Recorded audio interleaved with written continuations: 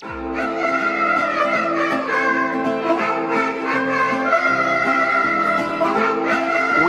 to build a wall, and it has to be built quickly.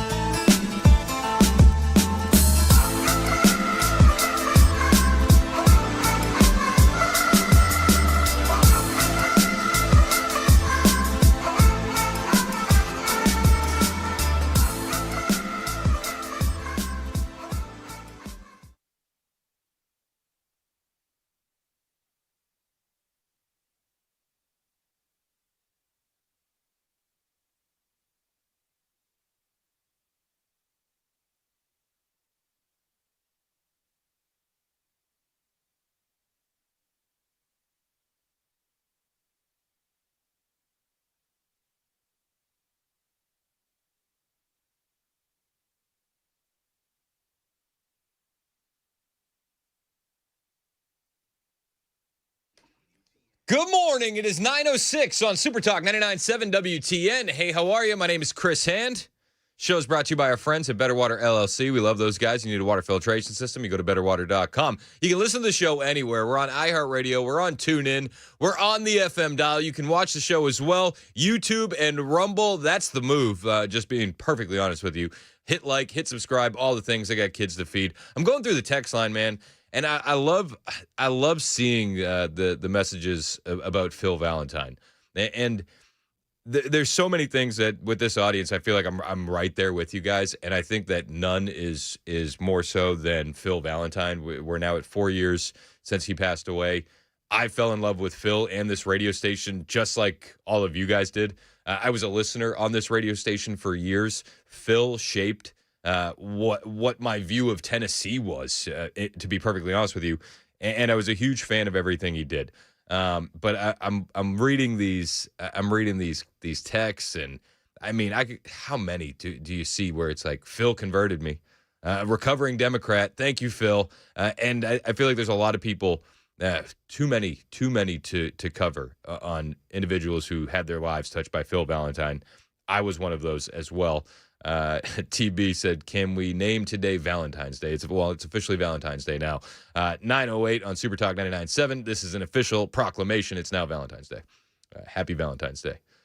Thank you, Phil, for everything. I never got to meet Uncle Phil, but I do feel like I know him, just like a lot of you guys. One of the greats, the GOAT, if you will. You can still go find some of his old podcasts all over the internet, and it's cool. It's worth a listen. Something that you can do in your downtime should you feel the need arise. Now, much like Uncle Phil wouldn't dwell on something for too long, there is news of the day to get to, and I know that he would want us to get down to it. First up is the Texas House has passed that redistricting map. It's as official as it's going to get. This is happening, and I'm very excited about it. I know you're very excited about it. Who doesn't want Republican control in the House? And these 5 House seats coming in are clutch, man. It's going to be awesome. I'm very excited about it. Let's hear the breakdown of the call from Fox News yesterday. This is Brett Baer. Breaking tonight, Texas Republican legislators have just won their fight over redistricting. Just moments ago, the state House vote is now final. The bill aims to provide 5 additional congressional seats for the GOP. Correspondent Garrett Tenney shows us what's happening from Austin, Texas tonight. Good evening, Garrett. It's a big deal. It's a big deal, and the leftists are melting down everywhere. Oh, listen, sweet, salty liberal tears. There's few things as satisfying as that. Now we're going to see the Democrats fight back You know, we've seen the warnings from the Gavin Newsom Twitter account, and there's going to be a plan to add more Democrat House seats. I'm not going to get in a tizzy about the Democrats doing this. I would just ask for all of the Republicans all over the country to do the same thing. Can we eke out another seat or two here in Tennessee? Has anybody done the groundwork on that? Governor Lee, you're sending National Guard troops to D.C. You're ignoring Memphis. Are you also going to ignore the redistricting that we could do in Tennessee? Can anybody ask? Anybody? I don't know. See what happens.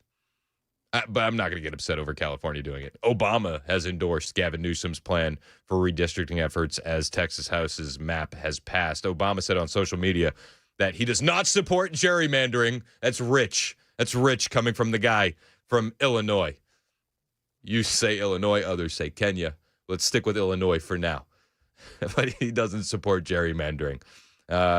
He doesn't do it in general. But he has tremendous respect for the California Democratic Governor Gavin Newsom's approach after Texas. Just the News has the story. Former President Barack Hussein Obama on Wednesday endorsed California's redistricting efforts as the Texas state legislature debated its own congressional map, which would give the Republicans the chance for 5 more congressional seats next year. The Texas House passed the map in a party line vote, 88-52, split on Wednesday night, but it still needs to pass the state Senate and then be signed by GOP Governor Greg Abbott. That being said, it does feel like that is a formality at this point. California's Democratic state lawmakers have proposed countering Texas's map with its own redistricting effort, which would redraw the congressional districts to make it more difficult for 5 of the state's Republicans to win re-election. State Democrats are hoping to hold a special election on that map in November. Obama said, If I was the Democratic governor of California, I would do it. That wasn't that many ifs. He actually said on social media that he doesn't support gerrymandering, but he has tremendous respect for Newsom's plan. Cool. Anybody care what Obama thinks? No. But here's what he said. Over the long term, we shouldn't have political gerrymandering in America. Just a fair fight between Republicans and Democrats. A fair fight between Republicans and Democrats? Yeah. Would have been nice in 2016 when you were having them spy on the political candidate that you didn't like. It would have been nice. A fair fight. A fair fight. Got it.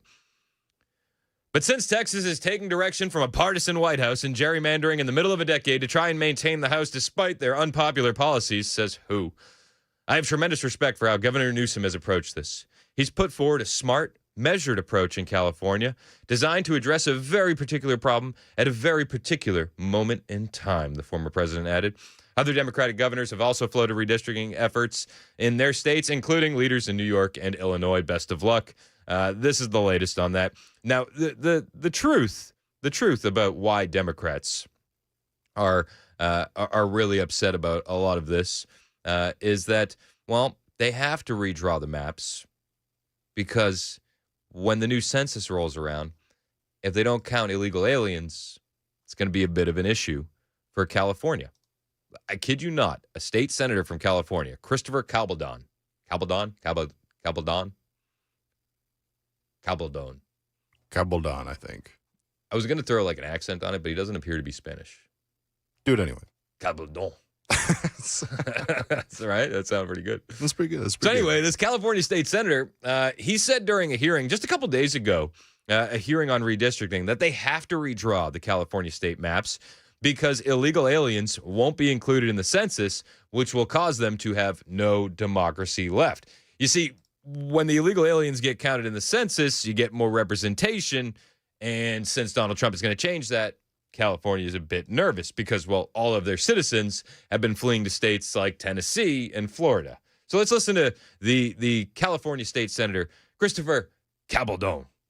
Way to preserve redistricting in the future is to make sure that that doesn't become the case. If if a year from now, or a month from now, or if a week from now, if your cousin is kidnapped off the street, if you see kidnapped off, deported. He means deported. He means that your cousin's an illegal alien and he was deported for being here illegally, kidnapped off the streets. LA closes down, if we announce that there won't be an election, if the census that we're relying on for the commission's next stab at redistricting doesn't include 1.5 million Californians in it. Illegal? You mean illegal aliens? Is that what you mean? Got it. They always do this. Mayor Karen Bass will say, Angelinos. You mean illegal aliens.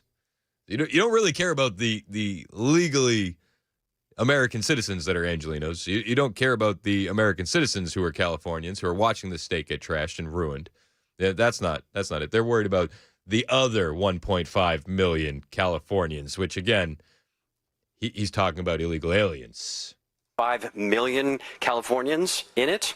If we have no democracy left and we look back and said, if only we could have done something. Well, the nice thing about this is that we are in a time machine. We can do something. We know what is coming because it's in Project 2025. It's not Project 2025. Whew. Sorry. It's been a little while since I've heard that. And it's too spooky for me, bro. I don't like the Project 2025 stuff. Mason, do you like the Project 2025 stuff? Not a fan. Not a fan. It's so spooky. We don't do that stuff. Sorry. It's been a while since they brought that one back. It's pretty good. This is Project 2025. They're really trying. We have about 6 months left to really get the use out of Project 2025. No, 4 months. Jeez, it's August. Oh my gosh. Yeah, it's almost the end of August. We're halfway through. This year's flying by. Anybody else feel like this year is absolutely flying by? It's bananas. It's been action-packed since he got in office. I mean, I can't think of one slow news day that we've had. No, absolutely not. Like, there's so much to talk about. It's insane. I confirm that. I said it. I say this all the time. But when I first started here, there was like a week where we covered a missing submarine. And I was like, and I remember having conversations with Murphy and Mandis, because I'll go to those guys for advice because they've been in the game a lot longer, talk radio, than I have. So I'll be like, okay, what do you do? How do you handle this? You know, what's your go-to? And so the submarine goes missing. I'm like, what are we doing? Like, there's nothing going on. The president at the time would call a lid by 9:30, so then there's no news for the rest of the day coming from the White House. He's not meeting with world leaders, talking with world leaders. When he does, he gets lost. There's not like we can talk about it, but there's not much there. And I remember being like, what do we do on these slow news days, the submarine? He's like, man, you got to make it exciting. You got to figure it out. And I was like, okay. But since that time, since the submarine, I don't think we've had one slow news day. And the guys would tell me, after the election, it's going to slow down. It's like, we're still waiting. We're still waiting for the news cycle to slow down. And it doesn't seem like it's going to anytime soon. We're going to have fresh, liberal salty tears over the Texas redistricting. We're going to have a new fight with the California redistricting. Californians don't really want the redistricting, also, mind you. That being said, you're probably still going to see this go through because it's California, so why not? I'm not going to get upset about California redoing it. You know what I'm going to get upset about? I'm going to get upset about the conservative states who sit by and do nothing while we watch these leftist liberal states do this. We need to hang on to control of the House. We need to hang on to control of the Senate. And as midterms are quickly approaching, it's time for everybody to get on board with this. Every conservative governor should be looking at what Abbott did and trying to do the same thing. And if they're not, they're soft. Point blank, period. So we'll see what Governor Lee does. Although if I was a betting man, I think he's going to sit on his hands for this one. Just like he sits on his hands when it comes to the crime in Memphis. But he'll send National Guard troops to D.C. It's interesting, right? Isn't that weird? It's just weird. It's weird. We'll see what happens. But Democrats are well aware that they're stealing congressional seats by illegally counting illegal aliens in the census. Well, it's not illegal. Sorry, I misspoke. It's currently legal to count illegal aliens in the census. You don't have to ask if you're a citizen. Donald Trump wants to change that. This is why California maintains as many seats as they have, despite the population mass exodus that we've seen since COVID. They know it. We know it. We got to change how they do the census. And until we change how they do the census, we need every conservative governor in this state to fight tooth and nail to get another conservative seat out of their congressional maps. That's what we need. That's what we need. That's what we're asking for as voters. Don't be mad that California is doing the same thing Texas did. Be mad that your state isn't. How about that? I think that's more fair. If we're telling the liberals not to be mad when we're redistricting Texas, we can't be mad when California is doing it, but we can be mad when our leadership sits on their hands. Does that make sense? I feel like that makes sense. That's just me. Hey, are there changes coming at the FBI? Is Kash Patel on his way out? That's what a lot of rumors have been saying since we saw Missouri's Attorney General Andrew Bailey take the role of co-deputy director of the FBI alongside Dan Bongino. A lot of rumors out there. What's the truth? We'll break it all down on the way. A lot to get to. Hang out with us. It's 9:20 on this Valentine's Day on Super Talk 99.7 WTN.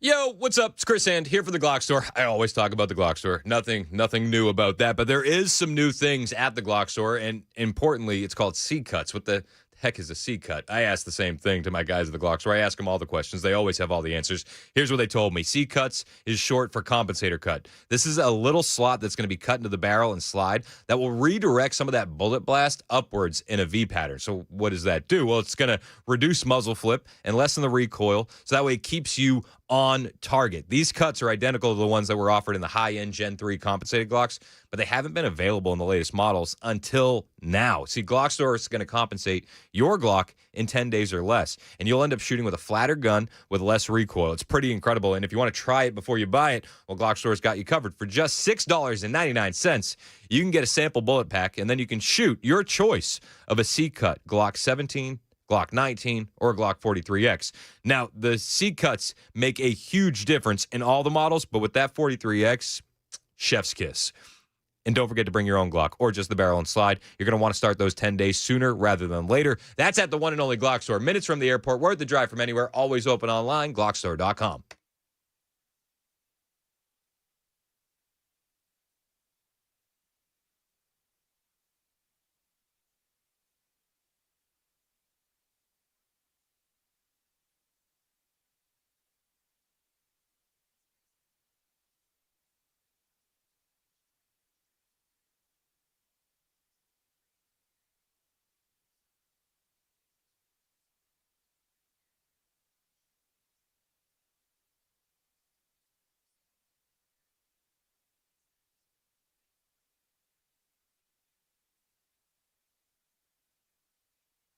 J.D. Vance descended upon Union Station in Washington, D.C. today, and he was met with some unhinged leftist protesters. You big f***ing Nazis!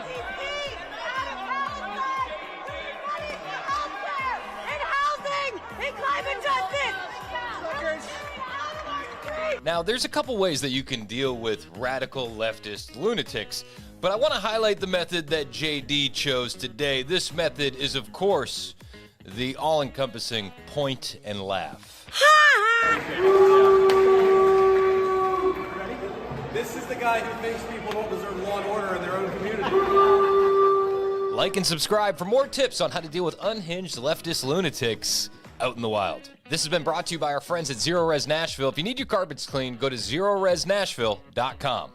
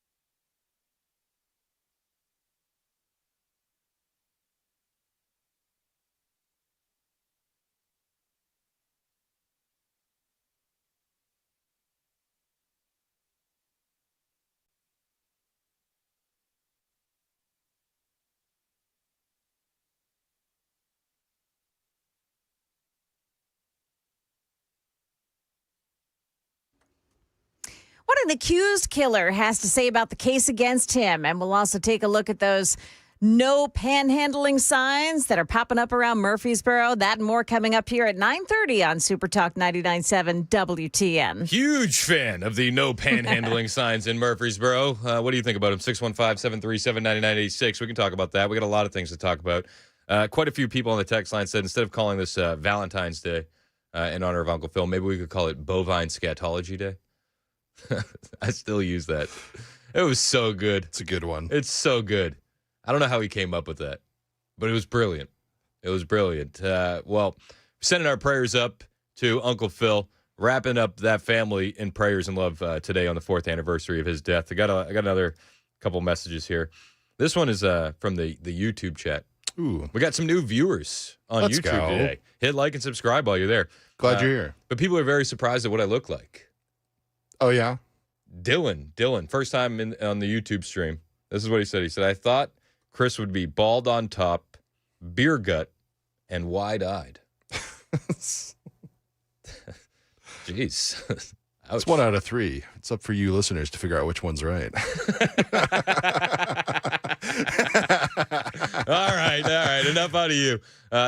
Hit like and subscribe. Thanks for joining us on YouTube, Dylan. If you guys want to watch the show, we're on YouTube. We're on Rumble. We'll have video for all the audio that you hear. It's another extra reason why you should watch. It adds something to the broadcast. It really does. It doesn't take anything away from the radio broadcast. We love the radio broadcast. Shout out to everybody exclusively on the FM dial. All my truckers out there. All my guys on the job site. We love y'all. But if you have an opportunity to watch the video stream, even if it's later in the day, it's always there for you, and there's good entertainment value there as well. So let's talk about the FBI. Are there changes coming to the FBI? I think a lot of people are wondering what's going on. Now, Andrew Bailey is the Missouri Attorney General, and he's just been named co-deputy director at the FBI. And he posted a photo yesterday. I don't know if you saw this in front of Letitia James's house. Big Tish. He's in front of her house, and he's got a Columbo detective jacket on, which I thought was absolutely based. Not going to lie. I thought we need to bring back the Columbo jackets. Did anybody watch Columbo? Did you watch Columbo? No, I didn't. I know what you're talking about, but I've never seen it. My dad used to watch Columbo all the time. He's like, one more question. You got to watch Columbo. I think you'd like it. Like, low-key, it's based.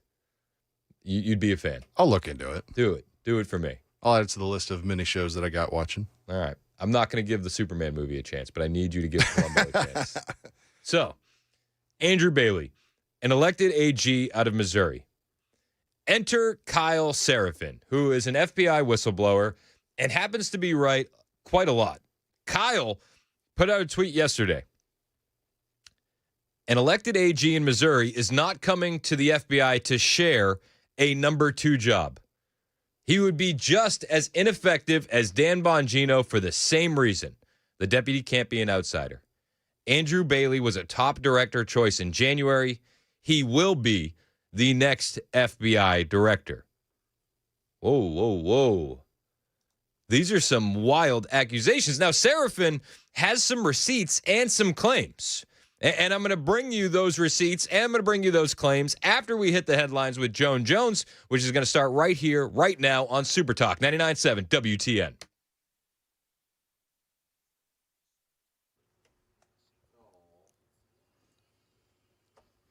Good morning. I'm Joan Jones with your top stories. Well, for the first time since his capture, the man charged with killing 4 family members in West Tennessee is speaking out. News Channel 5's Nick Barris has an exclusive interview with Austin Drummond from his jail cell in Obion County. He says he did not kill the 4 victims. Drummond confirmed he did become a member of the Vice Lord Singh during a prior prison stint. Once he got out, he said he was approached by prosecutors and then became a confidential informant for months, assisting authorities, including the FBI, undercover to help crack down on drug smuggling into jails and prisons, helping to arrest dealers, crooked cops, and gang member leadership.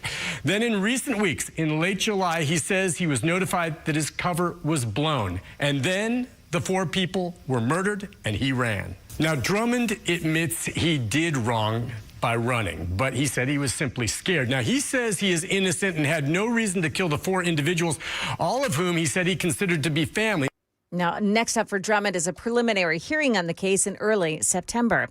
New signs popping up around Murfreesboro. They ask you to say no to panhandling downtown. The signs ask people to, quote, please say no to panhandling. It also has that QR code there that you can scan. That'll direct you to local charities that offer resources like food assistance, places to stay, medical care, counseling, and even some job opportunities for the homeless. The city says panhandling is not only illegal in Murfreesboro, it can also be dangerous, and we know can hold up traffic. Channel 4's Lydia Fisher. Bomb-sniffing dogs and police in bulletproof vests still on the scene at the University School of Nashville after a bomb threat that cleared the school of students and teachers early this morning. That is the latest news. We've got weather up next. I'm Joan Jones, WTN News.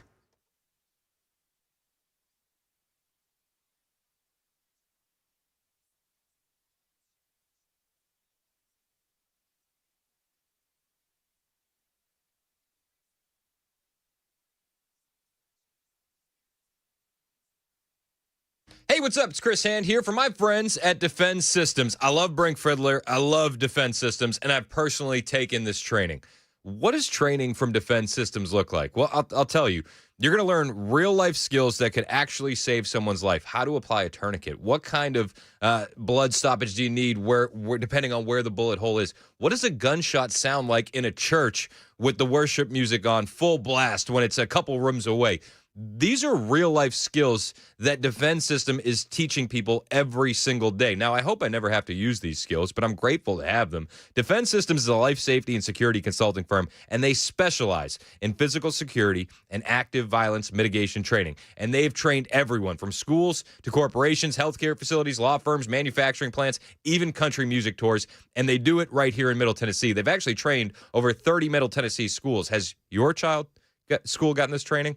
Because active violent events are on the rise, and sometimes this danger spills into everyday places. If you or a loved one were critically injured, would you know what to do? If you took the training from Defense Systems, the answer would be yes, so don't wait until it's too late. Visit defensesystems.com or call 615-236-6484. That's 615-236-6484, defensesystems.com.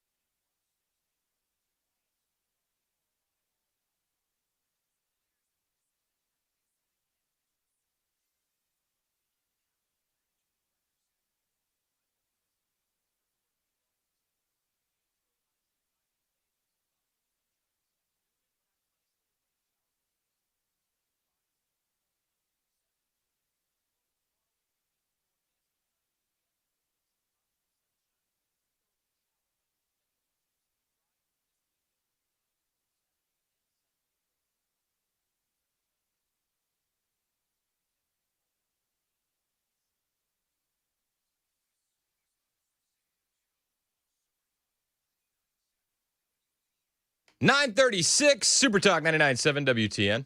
My name is Chris Hand. Show's brought to you by Better Water LLC, water filtration systems, water softeners, betterwater.com. So what's going on at the FBI? Is Kash Patel about to be replaced? It's an interesting theory being floated out there by one Kyle Seraphin.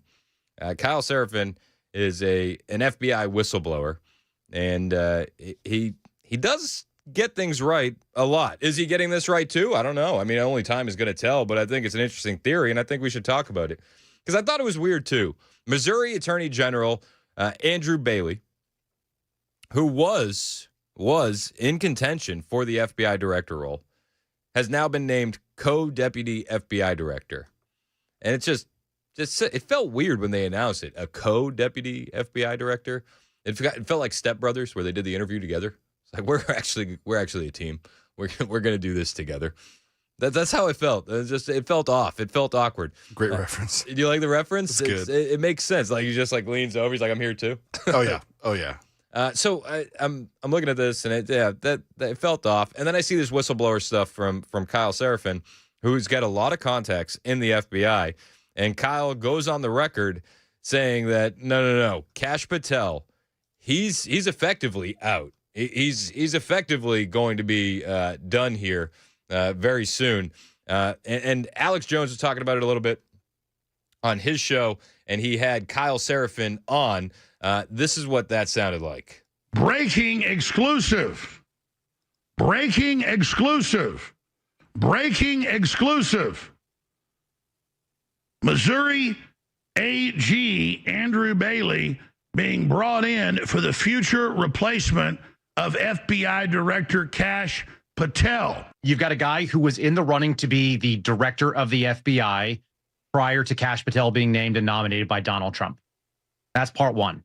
You've got a guy that is currently the attorney general of a American state. He's the top law enforcement official, and he was elected as such, and he's been doing good work. As you said, he's also standing in a job as AG where his predecessor became a U.S. senator. So that AG job launched his predecessor into national federal office. Do we think that a man like Andrew Bailey is going to step into the number 2 shared position at the FBI that's never been done? I mean, it's a good point. It's not even the number 2 position. You're 2A or you're 2B. It's you're sharing it. You're sharing it. Now, Seraphin goes on and he goes, the real issue here, the real issue with Kash Patel behind the scenes is that Kash can't vet his guys. Yeah. Yep. He said this is what is going around. They say if Kash is replaced soon, the critical blow that landed was because there's a vetting crisis at the FBI. There was a whistleblower disclosure. The whistleblower's disclosure was driven by Kash's refusal to reinstate FBI whistleblower Garrett O'Boyle. And then this whistleblower doesn't see Garrett O'Boyle being reinstated, and he's very upset. So he's sharing information with Kyle Seraphin. Kyle Seraphin did a long Twitter thread on this. And he said on Friday, this is from a couple weeks ago. This is beginning of August. But he said on Friday, I shared information with a Trump admin official that one of the FBI special agent pilots assigned to fly the private jet used by FBI Director Kash was the case agent on the case resulting in the Mar-a-Lago search warrant. So while Kash is claiming to fight against all the people that weaponized the FBI against Donald Trump, his pilot was the case agent on the case resulting in the Mar-a-Lago search warrant. Now, there's been a lot of finger pointing about vetting issues inside the Trump administration, but this seems like a huge miss. Special Agent Christopher M. Meyer was assigned to the Washington Field Office Squad CR-15, which was disbanded this year due to investigations into Donald Trump. Sources tell me Myers was the case agent. Myers is now reportedly flying FBI Director Patel in the FBI's Gulfstream 550. Meyer was responsible for delivering a subpoena to H.W. Floyd, Black Voices for Trump, who was arrested for an assault on Meyer and S.A. Walter Giardino. Per Politico, Giardino participated in the arrest of Peter Navarro. Floyd was arrested after being served the subpoena. The FBI's internal directory lists a Christopher M. Meyer as a special agent to CIRG, Critical Incident Response Group, which manages, among other things, the FBI's fleet of planes, including the Gulfstream 550 the director travels on. The FAA Airman Registry lists a Christopher Mark Meyer as living near the hangar that the G550 is parked at, and within a short commute to the FBI's Manassas office on Discovery Boulevard. The redacted address matches the address of a name withheld at owner request of owner notice in the PW County Tax Assessor Office, a courtesy offered to law enforcement officers in Virginia. These documents are public record, and they have no expectation of privacy. So he's got receipts. The guy that was the case agent on that resulted in the Mar-a-Lago search warrant is now flying Kash Patel's plane. So it's a wild story. Kash Patel, though, he's still out there, and he's still doing work, and it doesn't seem like he's being slowed down in any sense by Andrew Bailey being named co-deputy director. He doesn't sound upset. He was just on Fox Business yesterday announcing the capture of the fourth most wanted fugitive of President Trump's second term. This is Kash Patel yesterday. And under President Trump's leadership about protecting the homeland and our way of life, the FBI continues to go to the ends of the earth to chase violent criminals and terrorists and anyone who will do us harm. So today, I'm proud to announce on your show, thanks to the dedicated women of the FBI, we captured Cindy Singh, who has been a fugitive for multiple years out of the state of Texas. The state of Texas in 2023 charged Miss Singh with the capital murder of her own 6-year-old child. Her own 6-year-old child. She fled the United States of America years ago and was not seen by anyone for 2.5 years. And thanks to our great work with our partners in the government of India and overseas, we literally captured her for the first time in 2.5 years. She is now in FBI custody, and she's on her way to face prosecution in the state of Texas. And also thanks to our great partners at the Department of Justice and the Attorney General, she'll also be facing charges of feloniously evading prosecution for those heinous state charges. And just to show you what the FBI and the G-men are doing here and the women are doing here, that is our 4th top 10 capture and arrest in the 6 months of Donald Trump's tenure. That is as many as Joe Biden did in 4 years. I mean, it sounds pretty good, right? But listen, he's out there. He's putting the work in. That is until I saw the next tweet from Kyle Seraphin. Kyle Seraphin said, hey, spoiler alert, the FBI's top 10 most wanted list that they established it's nothing more than a propaganda tool. And I thought to myself, well, that's odd. I've never thought of the top 10 most wanted list as a propaganda tool. But they say that they only add somebody to the FBI most wanted list when they're able to capture them. Once they establish where they are, they'll add them to the list. That way they can use it as a PR tool and say, hey, we got them. We got him. And the more I thought about that, I was like, wow, that is an interesting angle. And it does make it seem like this arrest is a bit more important. And I was wondering, man, maybe this guy's just disgruntled. Maybe. But Sarah Adams, who's been on with Sean Ryan a bunch. She's a terrorism expert. She chimed in on that tweet. And Sarah Adams said, well, to your point, there's still no 2012 Benghazi attackers on any FBI wanted list. As you said, this is propaganda. It's interesting. It's interesting. So is Kash putting in the work? Is he? I mean, he says he is, and who am I to say he's not? I'm just curious. I'm as curious as anybody else about what's going on at the FBI. Very curious. FBI Director Kash, he's touting the wins of the FBI and partner agencies, which a couple people took offense to in the comments as well. They're saying that that's the FBI essentially glory hogging, grabbing a bit of credit where no credit is due. I like Kash Patel, and I hope that he's doing everything he said that he was going to do. I hope behind the scenes he's working on getting to the bottom of the weaponization of the FBI, getting to the bottom of the Mar-a-Lago raid, getting to the bottom of all the corruption that we've seen. I mean, it would take me too long to list everything. But I begin to wonder. Kash Patel, though, he's touting the wins of the Trump administration. He was also touting the wins of the operation that they're taking place in D.C. with making the city safe again. And on safety in D.C., he had this to say yesterday on Fox Business. Absolutely, Larry. Look, thanks again to President Trump. His initiative to clean our streets and rid of violent criminals starting in our nation's capital. Let me speak to just briefly what the FBI did last night. FBI had 41 arrests last night, including 6 gun seizures and 8 drug seizures. That's 8 drug seizures and 6 guns off our streets. Now, the totality and the brilliance of the Trump administration and the Department of Justice combining forces with DEA, ATF, and the U.S. Park Police and our local law enforcement authorities. In just 1 week alone, we have 550 total arrests of violent criminals, including dozens of firearms and 40 drug seizures, to include narcotics, meth, fentanyl, cocaine, and violent crimes such as rape, homicide, assaults, all here in our nation's capital. Larry, I live here now for most of the time, and when you walk around the streets, you'll notice the difference. And that's what President Trump was talking about when he said we're going to clean up our streets. And that's how serious the DOJ is with Attorney General Bondi and Deputy Attorney General Todd Blanche in making these arrests with our collective partners. We're using a whole-of-government approach. All federal authorities are all in with our state partners. Listen, I'm not going to discount the drop in crime that we've seen in D.C. We've seen a massive drop in crime in D.C., but I do wonder how much of that is the FBI. Again, you hear Director Patel saying, with our partner agencies, with the Capitol Police, with the DEA, we know that the National Guard is on the ground. How much of the decline in crime and violence in D.C.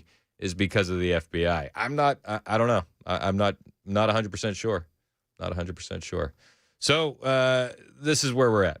I don't know what's going to happen with Kash Patel. I don't know what's going to happen with Andrew Bailey, but it's definitely something I'm going to keep my eyes on as more and more people are discussing behind the scenes. People with credentials that this is a huge red flag for Director Patel and his tenure as FBI director. We'll see what happens. Something we'll keep our eyes on. In the meantime, Tulsi Gabbard still just big time at work. She's slashing the ODNI by about 50%.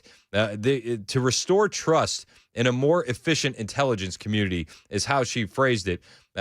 Director of National Intelligence Tulsi Gabbard is slashing her department's staff and streamlining redundant projects in order to save money, restore trust in the U.S. intelligence community, and continue rooting out the weaponization of intelligence. Senior ODNI officials told Breitbart News of the transformation, dubbed ODNI 2.0, explaining that a wave of downsizing began Wednesday afternoon with an emphasis of shutting down the Foreign Malign Influence Center. The FMIC, as it's known, which houses election threats executive, coordinated with big tech companies, including Twitter, now X, and Facebook, shortly before the former removed the New York Post's October 2020 Hunter Biden laptop story from its platform, officials said. The center was turned against the American people, and former President Joe Biden used it against conservatives and gun owners, one senior ODNI advisor explained. The FMIC was also found to be redundant because the National Intelligence Council and the National Counterintelligence and Security Center already monitor efforts by foreign entities to influence the American public, officials said. There were around 2,000 ODNI personnel when President Trump re-entered the office and tapped Gabbard to head the agency. And there's already been a 30% slash in staffers, which is fantastic. Hopefully, they're rooting out the rabid leftists in there as well. After Wednesday, the ends of entire redundant centers like the FMIC, the National Intelligence University, the National Counterproliferation and Biosecurity Center, the Cyber Threat Intelligence Integration Center, and others will result in a nearly 50% decrease in staffing since Gabbard became director. Tulsi Gabbard was talking about this last night, and she said this is just the first steps in restoring that integrity and restoring that trust in the national security mission. She is on Newsmax yesterday talking all about it. I'll bring you her words when we return. It's 9:51. This is Super Talk 99.7 WTN.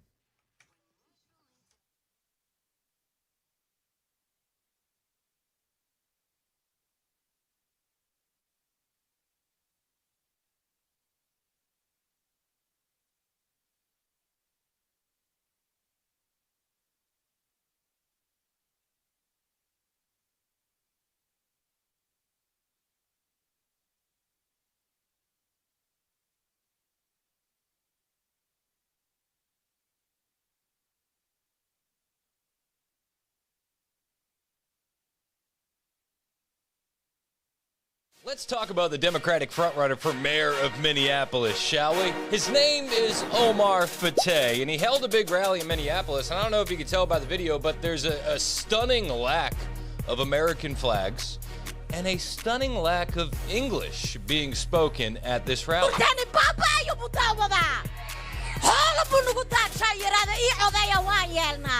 Now, the reason Omar is the front runner is because the last mayor, Jacob Fry, wasn't woke enough. As for cooperation with ICE, the answer is no. This is a guy who actually cried at George Floyd's golden casket. Still not woke enough. Now, the uproar online led to some great questions from one Charlie Kirk. I want to know what you think about it in the comments. Charlie says, how are these people bettering America? Does it look like these people in Minneapolis are assimilating to American culture? And then we have to ask a very important question. What is an American?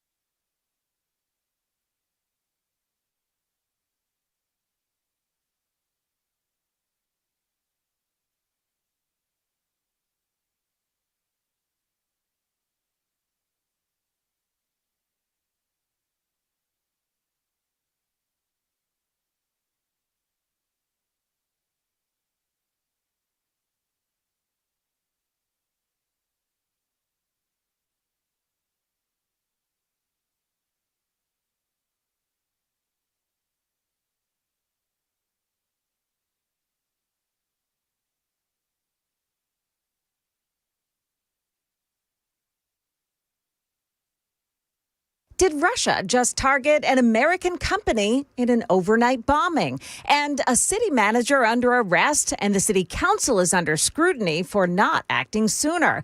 Coming up here at 10 o'clock on Super Talk 99.7 WTN. Thank you, Joan Jones. It's 9:57, Super Talk 99.7 WTN. I'm Chris Hand. Show's brought to you by Better Water LLC, water filtration systems, water softeners.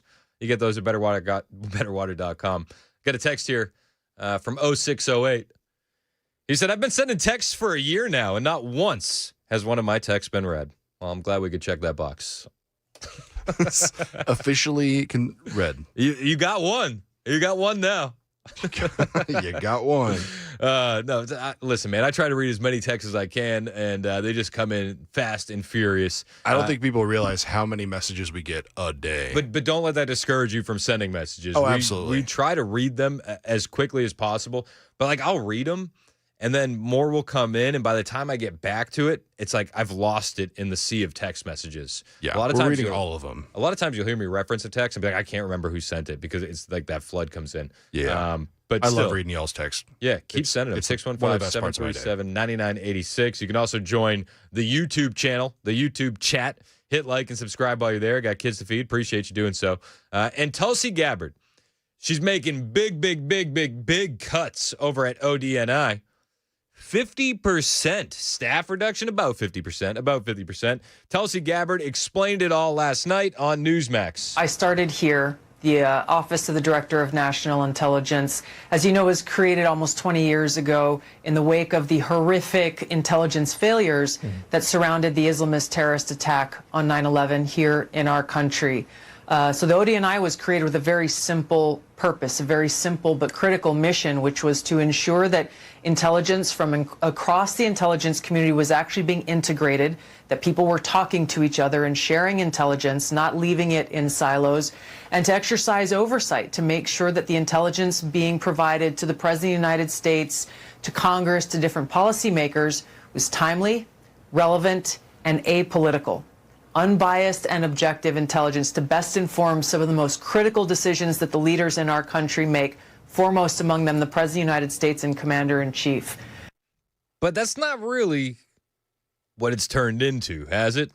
20 years later, here we sit now where ODNI has more than doubled in size, bloated with bureaucracy, inefficiencies and redundancies, wasting taxpayer dollars, but actually getting in the way of the mission that it was charged to do. As you mentioned, it's become rife with politicization and weaponization of intelligence, some of which we've revealed and released over the last few weeks that has occurred under previous directors and previous administrations. And so rooting out those deep state actors who are violating the oath that every intelligence professional swears to the Constitution of the United States and ultimately undermining this core national security mission that those at ODNI are charged with, that the intelligence community is charged with. So today's announcement is the first step to aggressively get after our core national security mission, root out those deep state actors, and really focus on delivering what the American people deserve. Well, if you cut almost 50% of the staff, it's a heck of a lot of deep state actors. Do you think she got them all? I hope so. 615-737-9986 if you want to call into the show, text into the show. You can also join us on YouTube and Rumble. Jump in the chat. Let your opinion be known. Hit like and subscribe, all the things. We'll be back momentarily, and I got some of the best clips from this J.D. Vance interview last night. Plus, we'll talk a little bit about Gavin Newsom and this weird Twitter campaign that he has going on. It doesn't feel organic. It feels rather forced. And a couple people that know social media better than I do are accusing the governor of California of shenanigans. We'll talk about it. It's 10:01. Super Talk 99.7 WTN. WWTN, Hendersonville, Nashville. From the Busy Bee Plumbing, Heating, and Cooling Studios. And the Mark Spain Real Estate WTN Newsroom. Information fueled, opinion driven. This is Nashville's news and talk leader. Super Talk 99.7 WTN.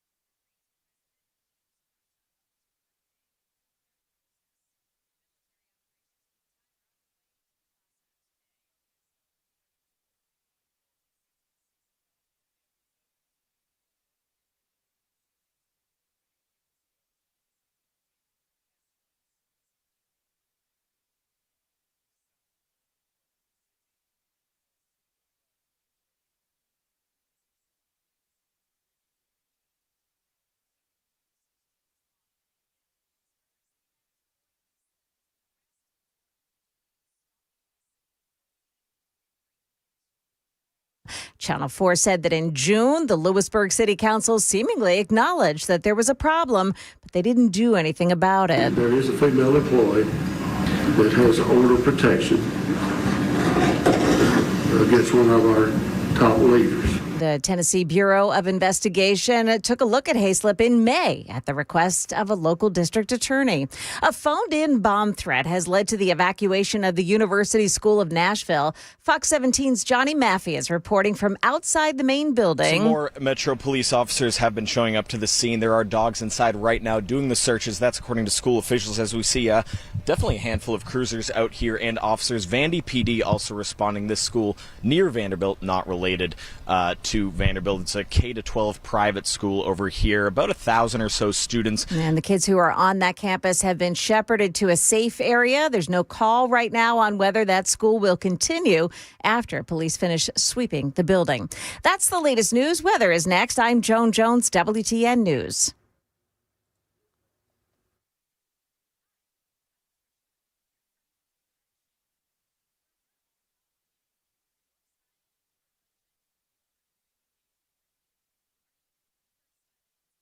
I love this. Morgan Wallen has now decided to not submit his album, I'm the Problem, for consideration at the Grammys, which I think is a really, really smart move. You know why? Because last year, Beyonce won Album of the Year at the Grammys, which was absolute bullshit. Well played, Morgan. Well played.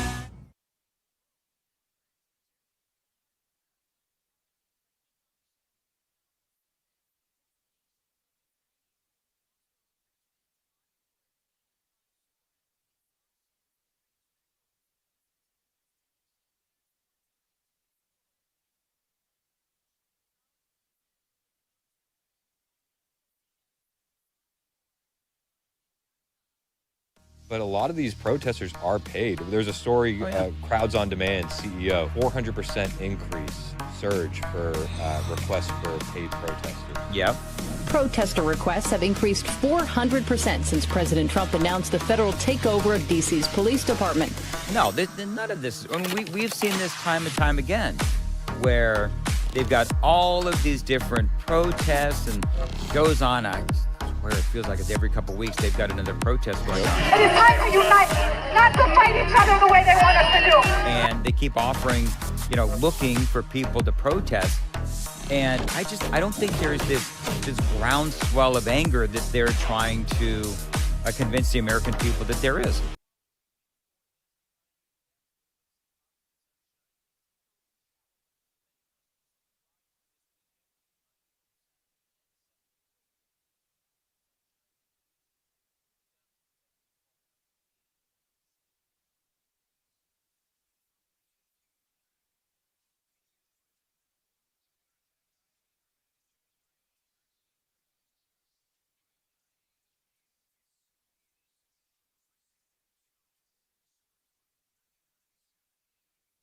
It's 10:06 on Super Talk 99.7 WTN. My name is Chris Hand. The show is brought to you by Better Water LLC, water filtration systems, water softeners, betterwater.com. You can find me on social media. I'm always there. Twitter, True Social, Instagram, TikTok, YouTube. I think that's it. At Chris Hand on air. Hit the follow button. I will follow back. And I'm honestly, I'm there all the time. Like way too much. To the point where during the commercial breaks, I'm checking Twitter. And did you see the news that just broke on Twitter? This is a breaking news update on Super Talk 99.7 WTN. A huge Trump victory. It's being hailed as President Trump's $464 million New York civil fraud penalty has been thrown out by an appeals court. Yes, the president, the orange man, just put another W on the board, this one at the expense of Attorney General Letitia James, affectionately known as Big Tish. Let's hear how Fox News reported this. An appeals court has just thrown out President Donald Trump's $364 million civil fraud penalty. This just happened. It is a developing story. We're getting a lot more information, a big news story for the day. We're going to bring you more details as we get them. This just in. Also want to bring you this because this has been slamming the East Coast. This is big deal. This is a big deal. The $464 million penalty has been overturned. He no longer has to pay it. This is another example of weaponization failing against the president. And just a silver lining, Big Tish still has her own legal problems. Yes, those legal problems are mounting. The mortgage fraud isn't going anywhere, and we'll keep you updated on that when updates become available. But this is going to definitely be a big story today, and we'll have more for you we'll have more for you on it as it becomes available right here on Super Talk 99.7 WTN. In the meantime, J.D. Vance descended upon Union Station yesterday to have lunch with National Guard troops, and he was greeted by unhinged leftists. And J.D. Vance, as he's greeted by those unhinged leftists, he does what any good conservative would do. He pointed and he laughed. I don't know about you, but this isn't what I thought I was voting for, but I definitely love that I voted for it. And yesterday, you got all the guys are there. Stephen Miller, J.D. Vance, Pete Hegseth. They're all down at Union Station. And J.D. Vance is meeting some people that are happy to see him, but you can hear the protesters heckling him in the background. And they were vile. I did a short on YouTube, and I edited it up, and they're yelling about climate change, and they're yelling about racism, and JD's a Nazi. Did you know that? What? He's a Nazi. No. I learned it yesterday. It was an unhinged leftist screaming it, so it has to be true. Oh, yeah. They speak only truth. Yep. The blue hair, only truth. That's it. That's how you know. But I love the way JD deals with the protesters. So this is JD Vance dealing with the protesters at Union Station yesterday. If you're watching on the stream, you're going to notice the point and the laugh from not just JD, but also Pete Hegseth.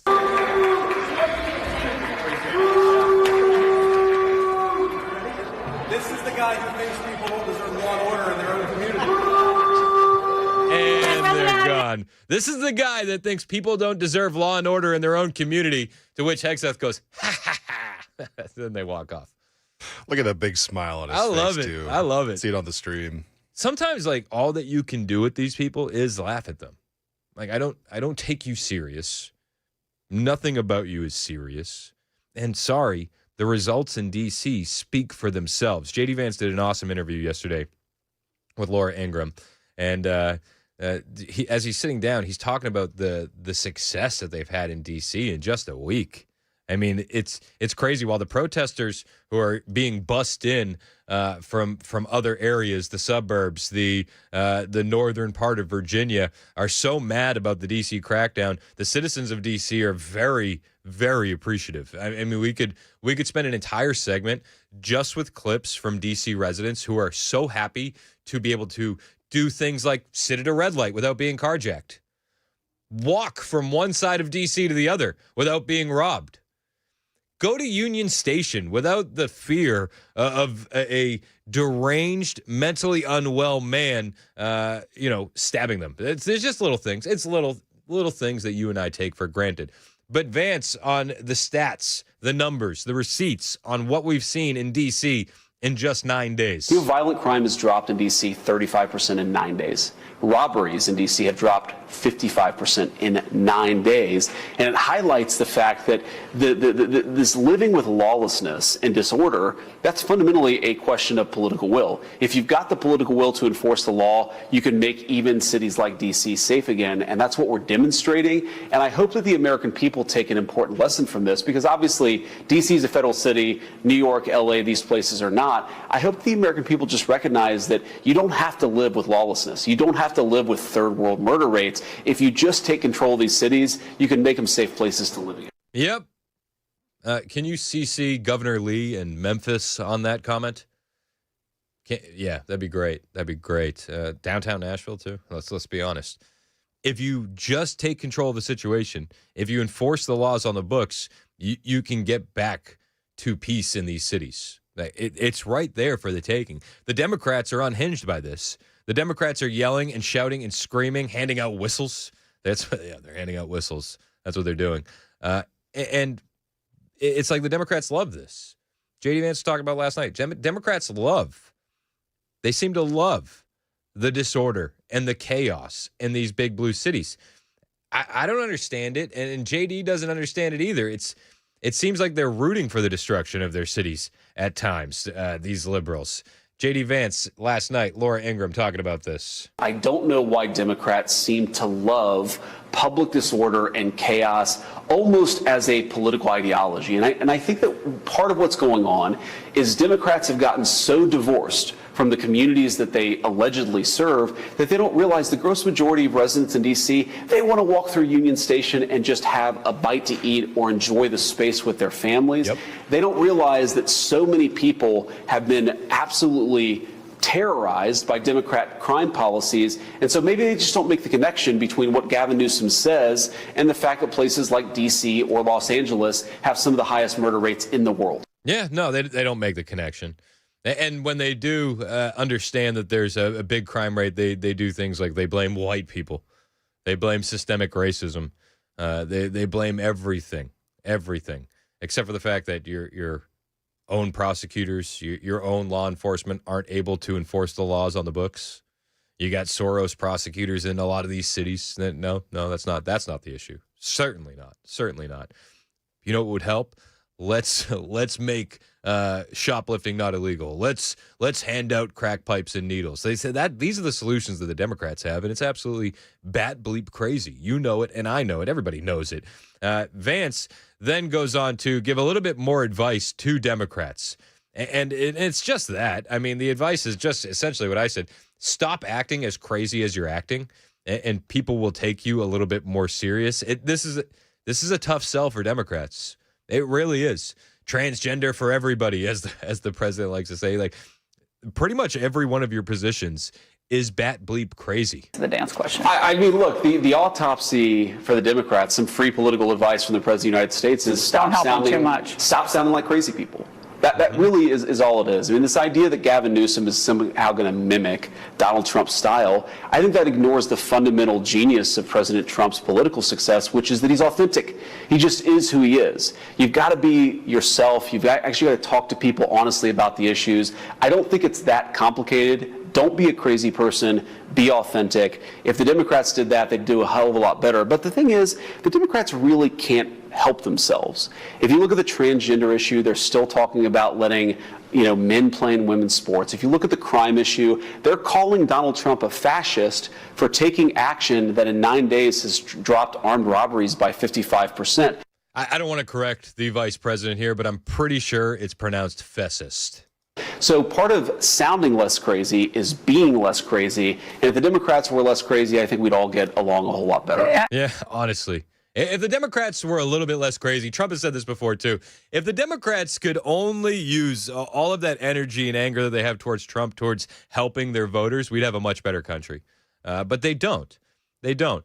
And Gavin Newsom taking the Twitter account and trying to mimic a pro-Trump style. You heard J.D. Vance talking about there. It's been kind of missing the mark completely. But this is the left in a nutshell. The left can't meme. That's not just a meme. That's the reality. They can't create anything new. They have to jump on something existing and try and change it. And when they do that, they never do it as well. So we've been seeing the governor's press office Twitter account going absolutely ham, all Donald Trump style. It seems like they're putting it into ChatGPT and saying, now write this in a Trump voice. And then when they get that back, that's what they're posting online. It's not Gavin Newsom doing it. Make no mistake about it. It's his staff. He greenlit it. I don't think Gavin Newsom is smart enough to come up with some of the stuff that they've put on that Twitter account. But it's not winning anybody over, believe it or not. I mean, in fact, Morning Joe Scarborough, called what's happening on Gavin Newsom's Twitter account, the governor's press office Twitter account, an embarrassment. I kid you not. When you lose Morning Joe, you're losing a lot of your voters too, right? Like, you have to be. See, the Democrats are trying to find their footing, and it's quite embarrassing, actually. I mean, Gavin Newsom. I mean, have you seen what he's doing online? And say, just take a deep breath. Yeah. Don't try to turn the ship 180 degrees and one. They don't know what to do. I have a good idea. Instead of trying to school Donald Trump, talk into the camera about affordability. Honestly, that's it. That's it in a nutshell. present some ideas on how you can improve the lives of your voters besides Orange Man Bad. Besides the victim mentality, but besides all that, how can you make the lives of your voters better? That's what's going to win this next election. Whoever can clearly make that case, that's what's going to decide the midterms. I don't think the left is going to be able to do it. We've seen what they root for. It's like with what you cheer for, your boos mean nothing to us. Gavin Newsom is a mess. He can't even control his own state. He thinks he wants to be president. Newsom just lost Bed Bath & Beyond in California. Now, it might not seem like a big deal, but this is just a string of different businesses that he's lost. Shout out to In-N-Out coming to Murfreesboro. I drove by that the other day, man. I'm so excited about it, except for the fact that people said, it's going to be about an hour wait for the first year. You take that to the bank. But I digress. All these companies are leaving California. Bed Bath & Beyond is the next one. They're not going to open stores in California. And the CEO wrote a letter, and he said it's due to overregulation and high taxes. Gavin Newsom has ruined the state. I don't know what else to tell you. A statement from Marcus Lemonis, executive chairman of Bed Bath & Beyond. We will not open retail stores in California. He says the decision isn't about politics on the next line, but when you hear his reasons, it's all politics. This decision isn't about politics. It's about reality. California has created one of the most overregulated, expensive, and risky environments for business in America. It's a system that makes it harder to employ people, harder to keep the doors open, and harder to deliver value to customers. The result? Higher taxes, higher fees, higher wages, many businesses simply cannot sustain, and endless regulations that strangle growth. Even when the state announces a budget surplus, it's built on the backs of ordinary citizens who are paying too much and businesses who are squeezed until they break. I wish more companies would come out with this kind of a scathing statement on why they're not coming into California. It's insane. And on the Twitter account front, people are calling shenanigans on this Gavin Newsom press office account. A lot of people. It's the Gov press office is the handle. But they're saying someone at X needs to look into this. And it's people with far more social media expertise than myself. I'll let you know what they're saying about this, what feels like astroturfed Governor Newsom press office Twitter account, and why it's not as organic as it may seem when we get back. It's 10:21. This is Super Talk 99.7 WTN.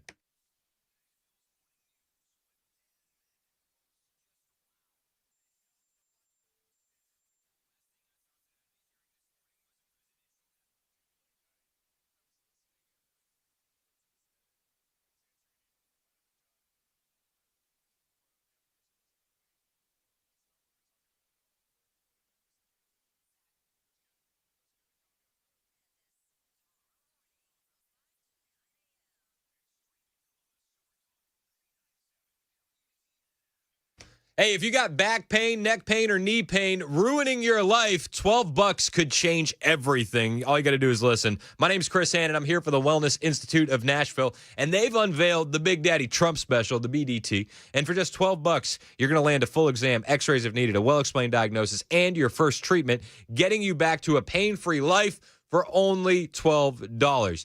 Dr. Mitchell and Dr. Ashley are experts in the field, and they're going to get you back up and running in no time, no matter what you're dealing with. Whether it's back pain, neck pain, sciatica, numbness, bulging discs, they can treat it all with non-surgical spinal decompression, robot lasers, and even anti-gravity machines. What you won't find at the Wellness Institute is that surgery, is injections, is painkillers. None of that. What you're going to find are solutions to your problems, and it's going to be fixed for good. All you got to do is grab your MRI and get ready to finally understand your condition and fix it. 615-246-5009 is the number to call. 615-246-5009. The Wellness Institute of Nashville has my seal of approval on this deal that could change your life. Painisbad.com.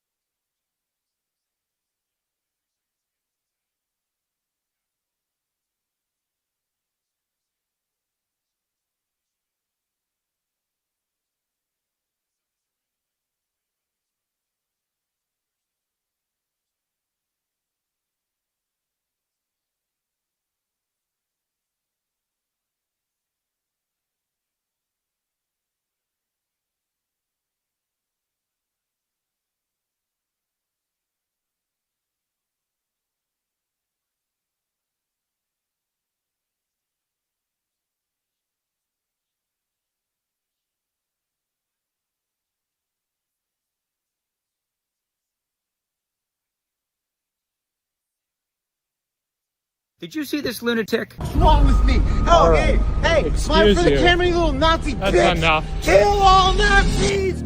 We won World War II.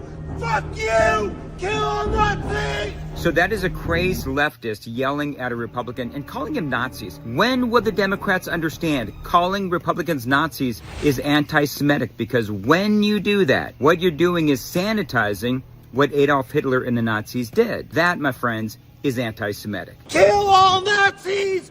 We won World War II. Fuck you. Kill all Nazis.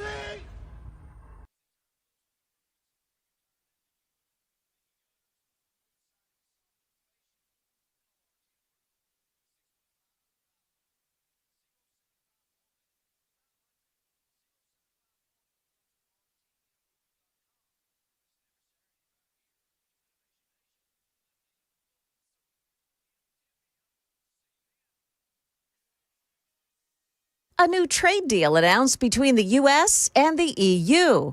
And many Christians are mourning the death of an influential leader this morning.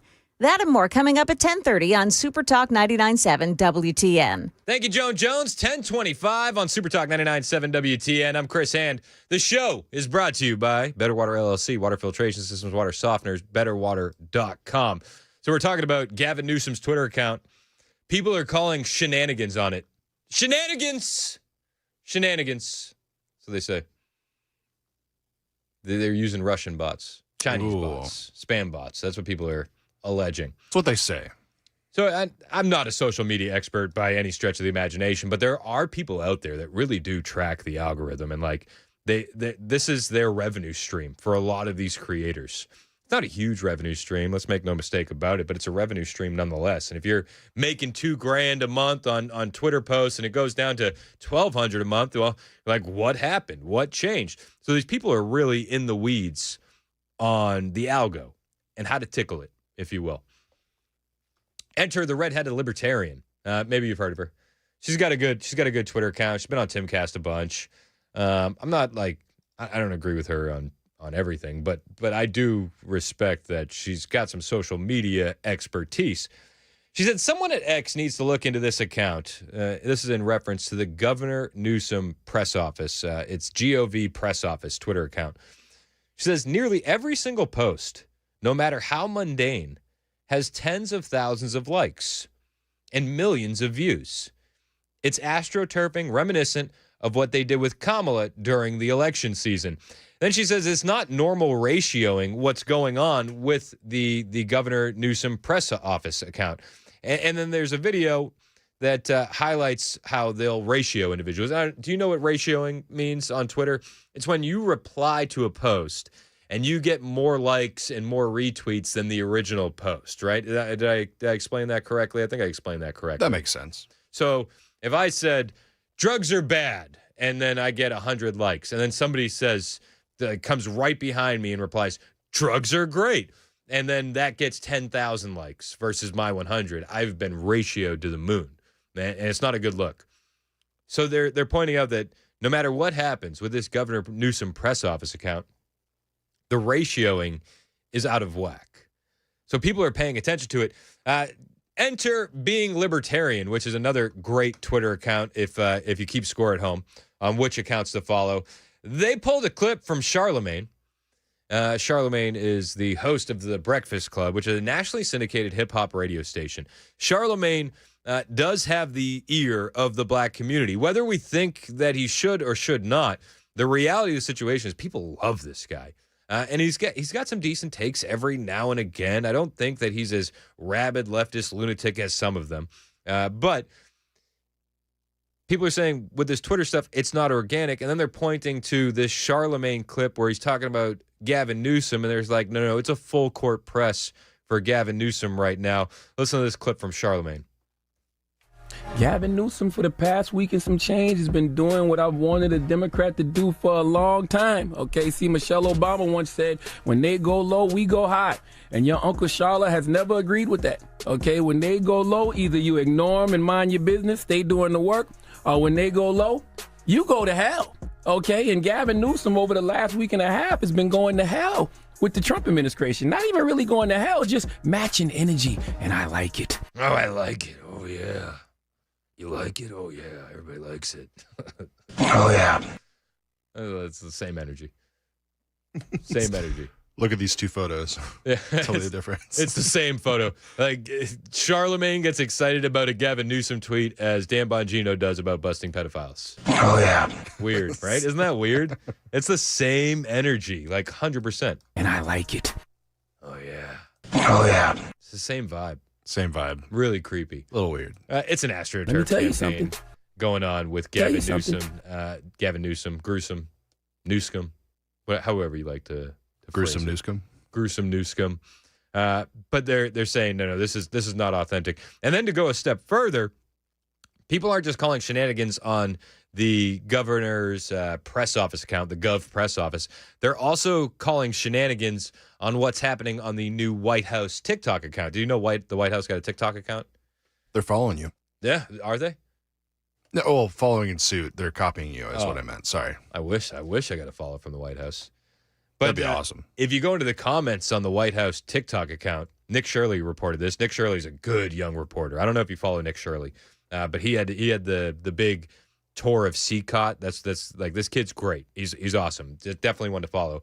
But he pointed out that there's a lot of spam bots in the comments shilling for Gavin Newsom on the new White House TikTok account.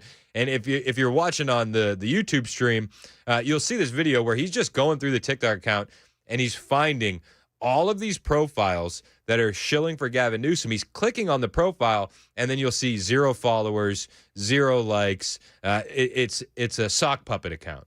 A sock puppet account is just that. It's not a real person. They do this to AstroTurf opinions and make it seem like there's a consensus among the crowd, but that's not the reality of the situation. So I will say this. A lot of shenanigans going on social media. How much the governor of California is in on it, who knows? Who knows? But make no mistake about it, the shilling is out there, and it will intensify the closer we get to midterms and the closer we get to 2028. Something to keep an eye on. It's 10:31. This is Super Talk 99.7 WTN.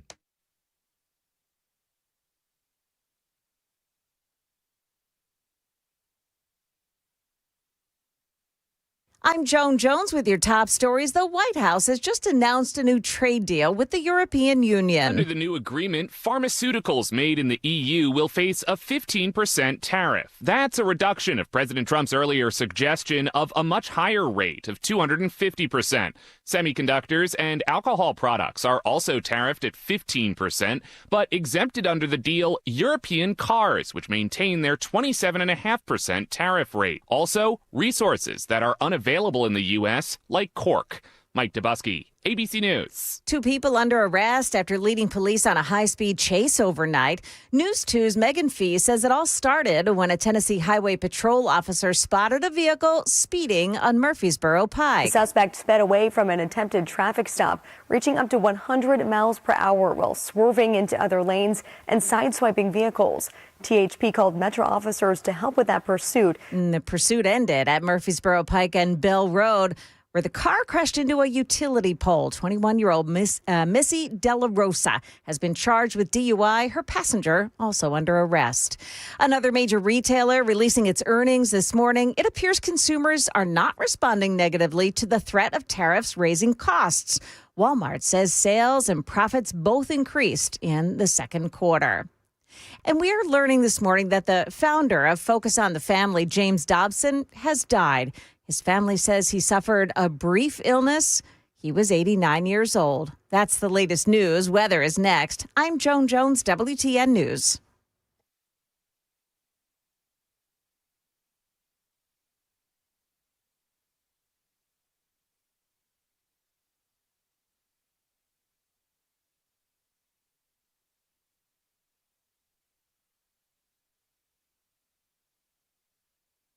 Hey, it's Chris Hand here for my friends at United Structural Systems. You know them as USS, and we had some rain roll through the area last night. And if you have waterproofing issues that you thought had gone away, well, that was a rude awakening, was it not? You see, the problem with these small problems is it's so easy to ignore. It's just a little water in the crawl space, just a little water in the basement. Then it'll go away, and yeah, when it warms up, it'll dry up, but the problem is still there. lurking beneath the surface. And if you ignore that problem, it's not going to get any smaller. It's only going to get bigger. That water in your crawl space is going to lead to mold in your crawl space. It's going to lead to wood rot. The wood rot leads to foundation issues. You see how it compounds and gets worse and worse and worse? We got a solution. Pick up the phone, call United Structural Systems today. Do what 30,000 other homeowners across Middle Tennessee and Southern Kentucky have done. Call the best. Call USS. Whether it's foundation repair or waterproofing, these guys are going to send a pro, not a sales guy. They're going to send somebody worried about your waterproofing and your foundation, not their quota. That's why they've stayed in the game for 30 years. If you see the signs, don't wait. Call USS today, 615-488-7855. That's 615-488-7855. And you can always find them online, USSTN.com.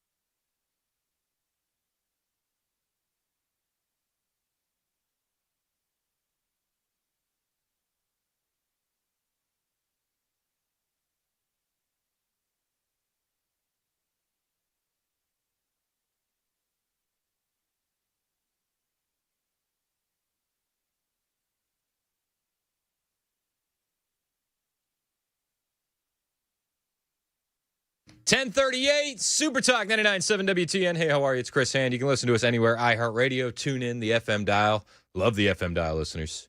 You guys are our favorite. Don't tell anybody. Shout out to everybody watching the show. YouTube, Rumble, hit like and subscribe. You guys are our favorite. Don't tell anybody.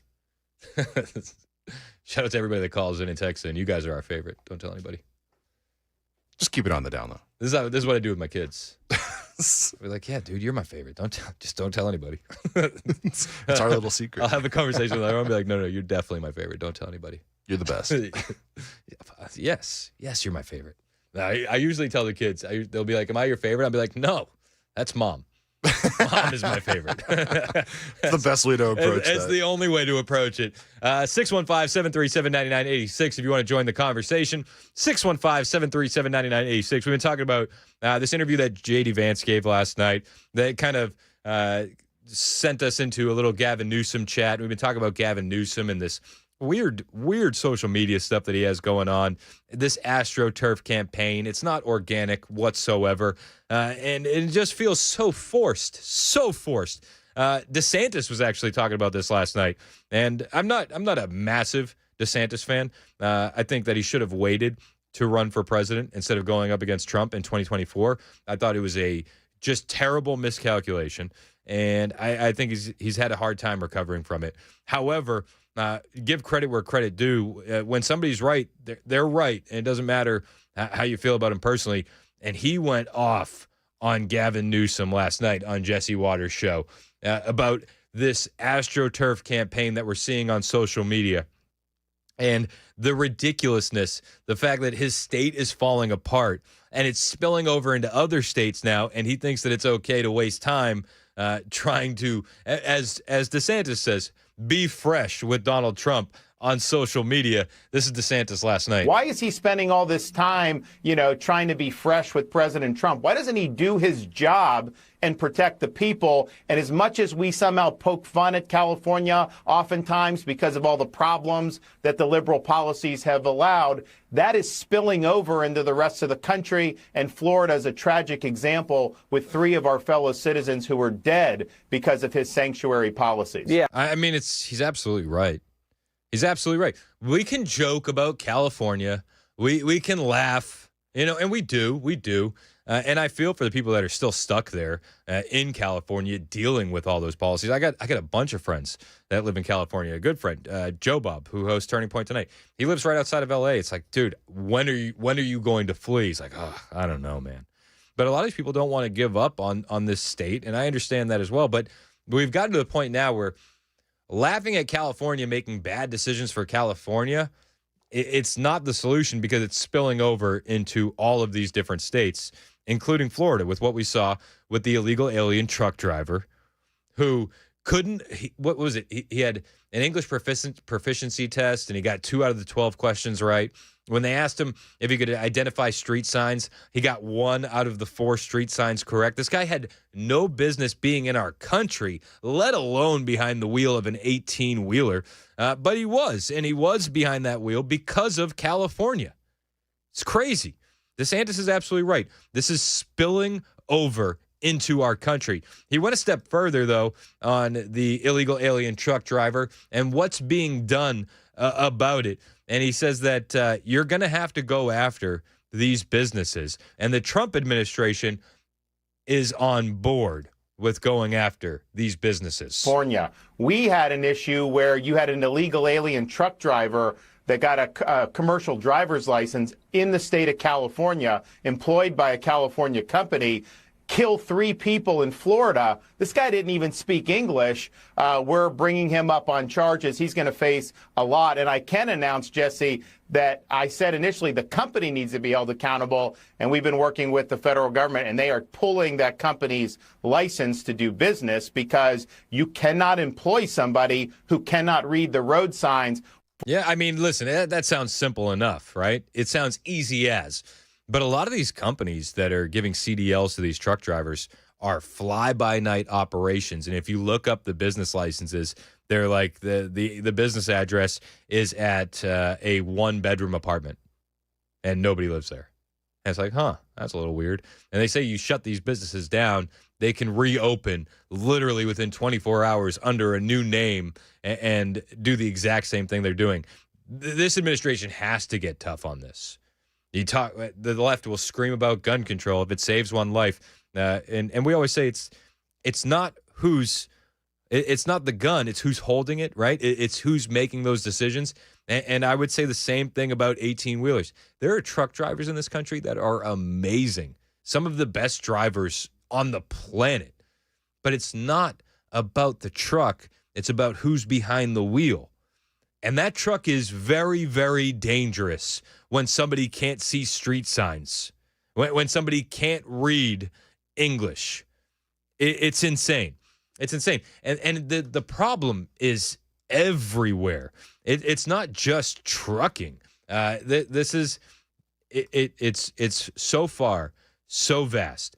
In Pennsylvania, This tweet is from 2021. Jack Posobiec highlighted it. I'll throw it on the stream for you. 2021, CDL test to become a school bus driver in Pennsylvania. Offered in multiple languages, including Spanish, Arabic, Burmese, Mandarin, French, Greek, Hindi, Italian, Japanese, Korean, Nepali, Polish, Russian, Somali, Ukrainian, Urdu, and Vietnamese. Do we want that for our children? I mean, do you understand how bad this is? You understand how deep the rot is? It's going to take a while to get it all out.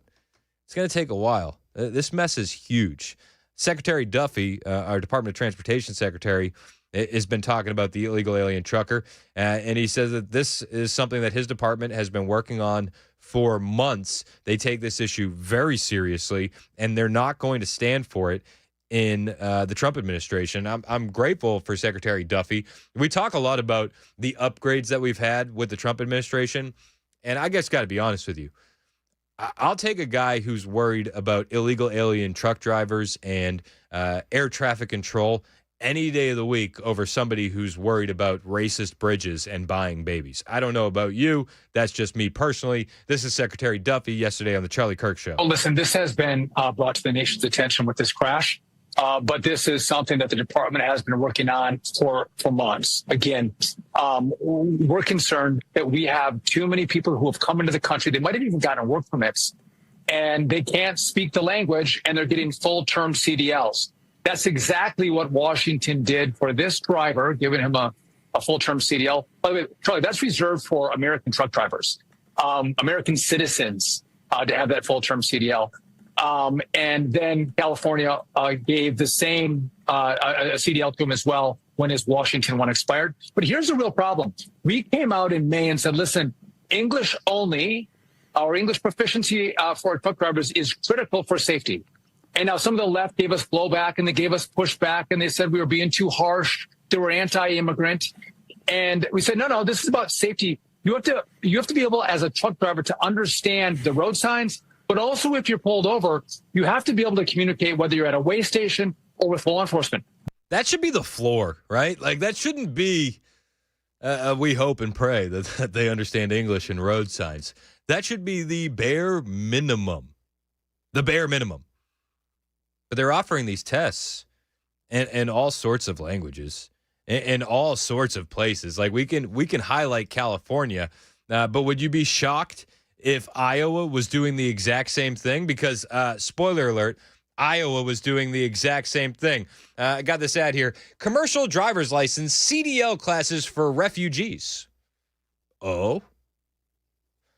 This program will help you improve your skills and get ready for truck driving school. Qualify for Jumpstart training specially designed to help English language learners. Oh?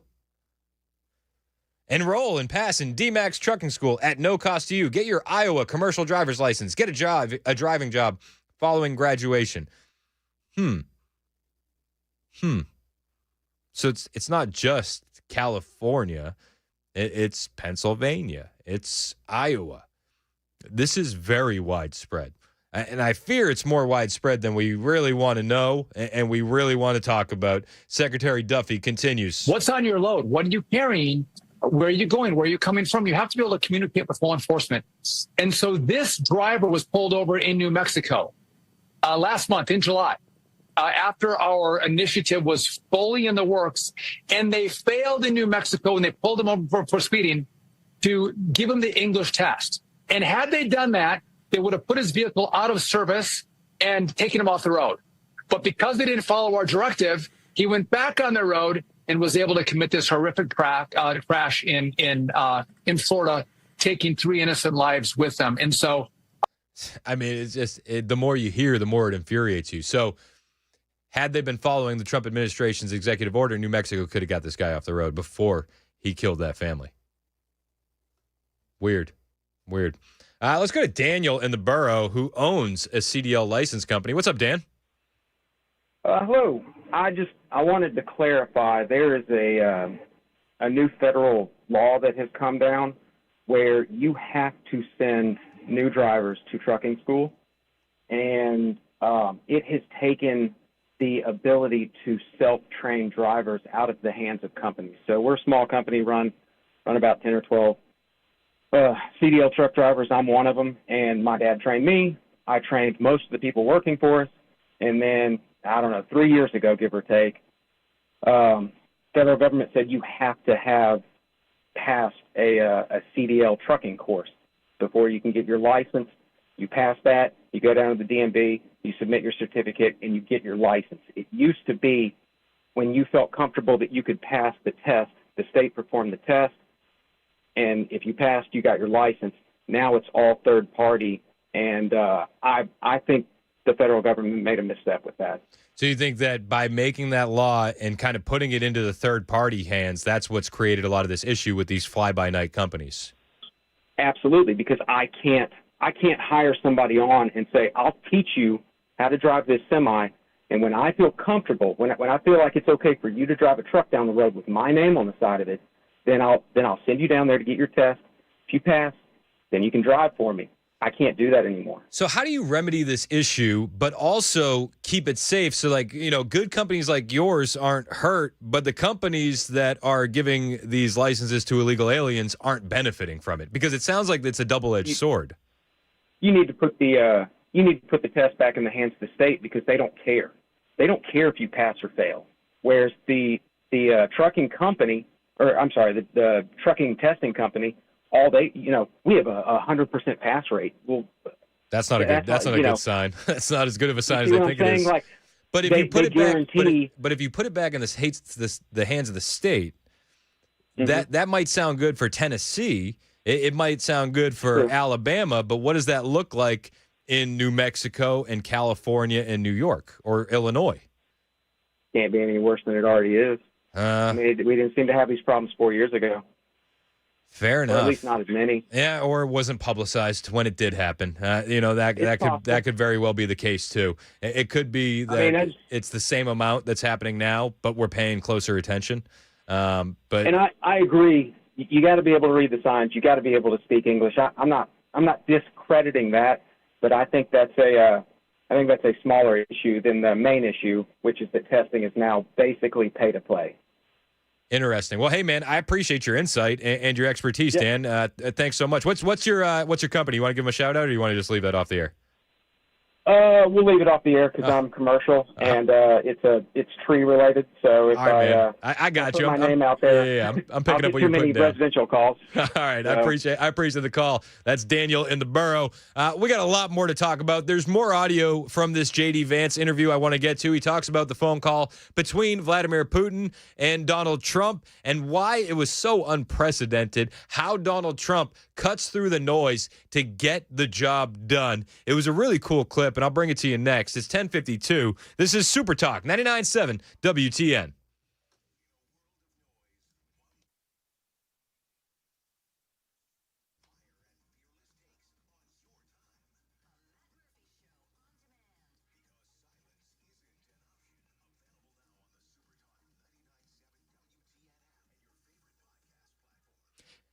Hey, what's up? It's Chris Hand here from my friends at Zero Res Nashville. If you need your carpets cleaned at a good price, you got to call Zero Res.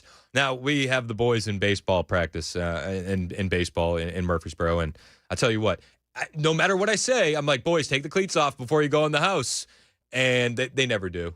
They run in, and then it's baseball dirt everywhere, and it used to really kind of like tick me off. I'm like, guys, like I tell you this all the time, but now with Zero Res, I'm like, whatever. Because I know these guys are going to come through, and my carpets are going to look immaculate in no time. They use their exclusive ZR water. No soap, no harsh chemicals, no residue, which means my carpets and upholstery are going to look insanely clean and stay clean longer. And then if the kids want to lay down on the ground, roll around, do whatever they want to do, I'm not stressing out about what's in the fibers. And it's not just carpets. They'll do air ducts, tiles, rugs, upholstery, the works. Perfect for back-to-school season when you're finally taking your home back after the summertime chaos. All you got to do is take advantage of this special going on in August. 3 rooms. You can get them clean for just $109. That is a steal. Call Zero Res today. Take advantage of it. 615-535-9376. 615-535-9376. Or find them online, ZeroResNashville.com.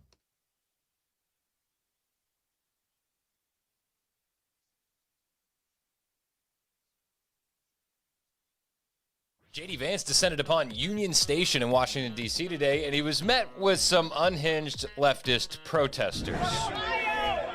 You big fucking Nazi!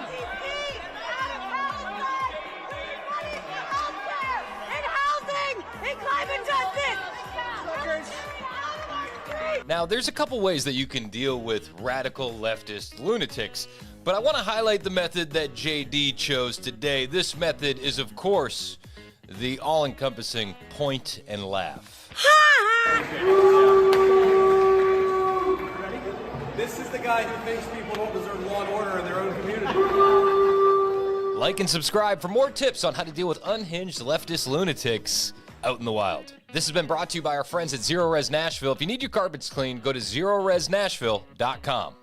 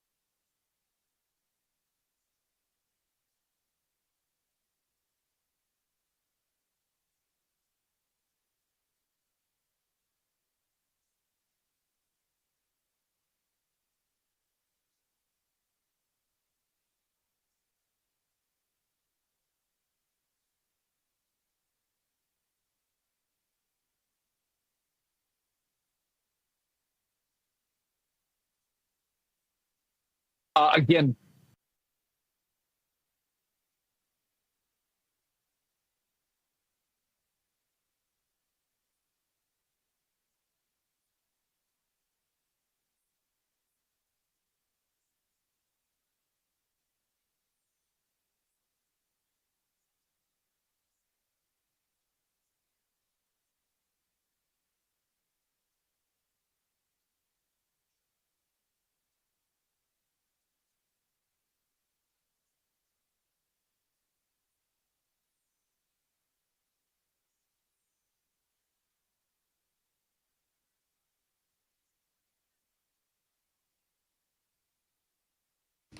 10:59, Super Talk 99.7 WTN. My name is Chris Hand. Show's brought to you by Better Water LLC, water filtration systems, water softeners, betterwater.com. JD Vance singing the president's praises on how we can cut through all the BS that other world leaders seem to never be able to do. This is an interview last night with Laura Ingraham talking about the phone call between Trump and Vladimir Putin. It was like 1 a.m. Moscow time, and they had no anticipation. So we're actually in the east wing of the White House, and the president says, we've had a pretty good meeting. I'm going to go call Vladimir Putin and see what he says about it.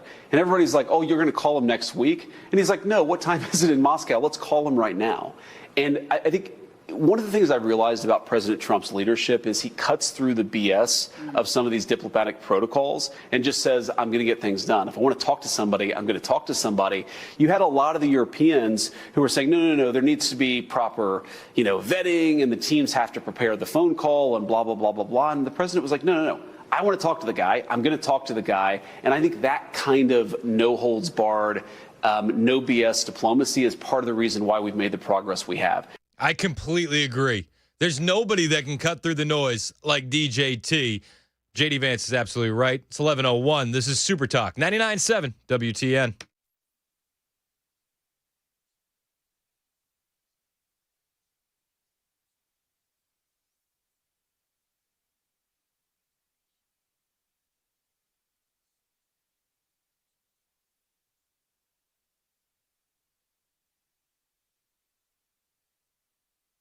Eleven o'clock on the dot. I'm Ken Weaver with your top stories. Got the full forecast coming up in 5 minutes. Heavy winds, rough seas, leading officials in New Jersey to close beaches to swimming. This is the scene in Belmar, New Jersey. Rip currents, invisible but potentially deadly, are a main concern all summer long here in Belmar, New Jersey. But today, the dangers of the ocean are clearly visible. Massive waves fueled by Hurricane Erin. Even though the storm is hundreds of miles away, that has not stopped officials up and down the New Jersey shore from closing beaches.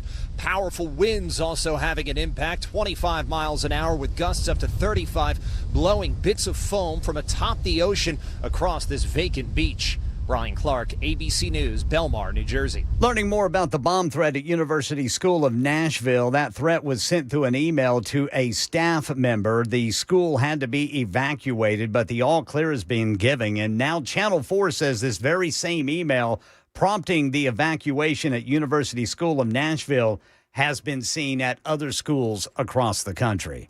The White House is announcing new details about its trade deal with the European Union. Under the new agreement, alcohol from the EU will be hit with a 15% tariff.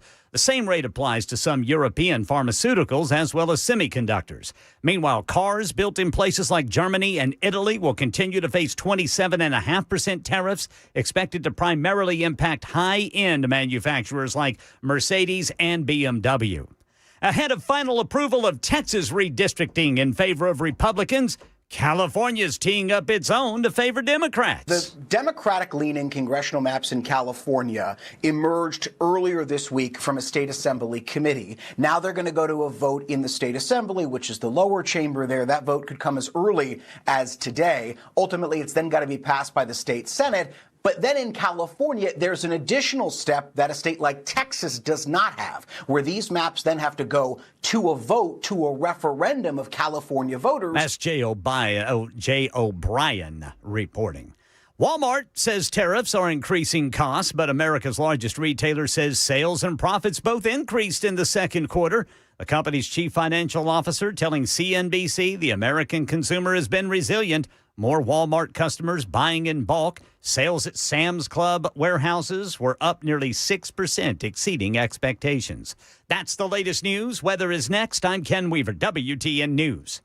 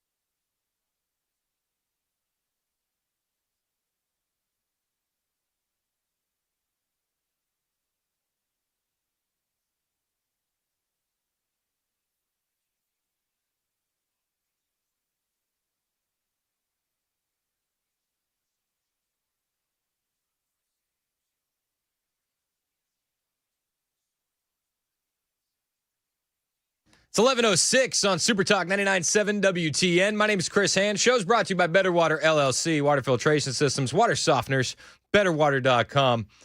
I have a bit of bad news. What? I know. Nebraska got an ICE detention facility before us. Ah. And they got a base nickname, too. What is it? The Cornhusker Clink. That's good. That's really good. Dadgummit. And I tell anybody that will listen to me, we need it. We need it in Western Tennessee. We need the Graceland Gulag. It'd be so good. It'd be so good. Nobody listens to me, and we're letting Nebraska beat us to the punch. What? Hate it. Not a fan. I thought we were a proper state. Anybody else think that? No Graceland Gulag, but we have the Speedway Slammer, we have Alligator Alcatraz, and now we have the Cornhusker Clink. It's only a matter of time. You keep telling me that every day we get in here. Mason says, "Be patient, Chris. It's coming. It's Graceland Gulag is around the corner." He says, "Don't worry, don't fret." I see it on the horizon. I get that from Mason all the time. He'll say, "Don't fret, don't fret." Yep, that's my catchphrase. He says it's coming. It's coming. And then time after time, it seems like we get lapped by states like Nebraska with the Cornhusker Clink. Nebraska will soon be home to an immigration detention facility. Thanks for joining us. I'm Julie Cornell. I'm Rob McCartney. Governor Jim Pillen announced today that it'll be located in McCook. That's in Red Willow County, 4 hours away from Omaha. The detention center will house 280 people who are awaiting deportation and other immigration proceedings. What? Only 280 people? I thought the one that we had, where was it in Western Tennessee? The Western Tennessee ICE facility. I thought we were going to get like 1,000 people in that facility. And they're settling for the Cornhusker Clink instead of the Graceland Gulag. Lame. That's so lame. Yeah, that teeny tiny little huskers. Oh, okay. So the one in West Tennessee, the former Core Civic president in Mason has 600 beds. Still, we double what the Cornhusker Clink could hold. What is going Easily. on? What's going on? The Cornhusker. We need the Graceland Gulag.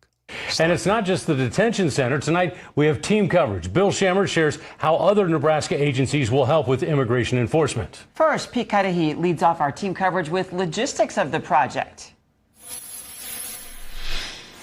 Julie, Rob, after attending the press conference today in Lincoln, I learned that the goal of this facility is to serve as a hub for immigration detention throughout the Midwest. Now, the Nebraska Department or Correctional Department services, they say that right now this building, it serves as a work ethic camp, and so that's also known as a WIC, and they say they're ready for the change. I want work camps. Why can't? What are we doing?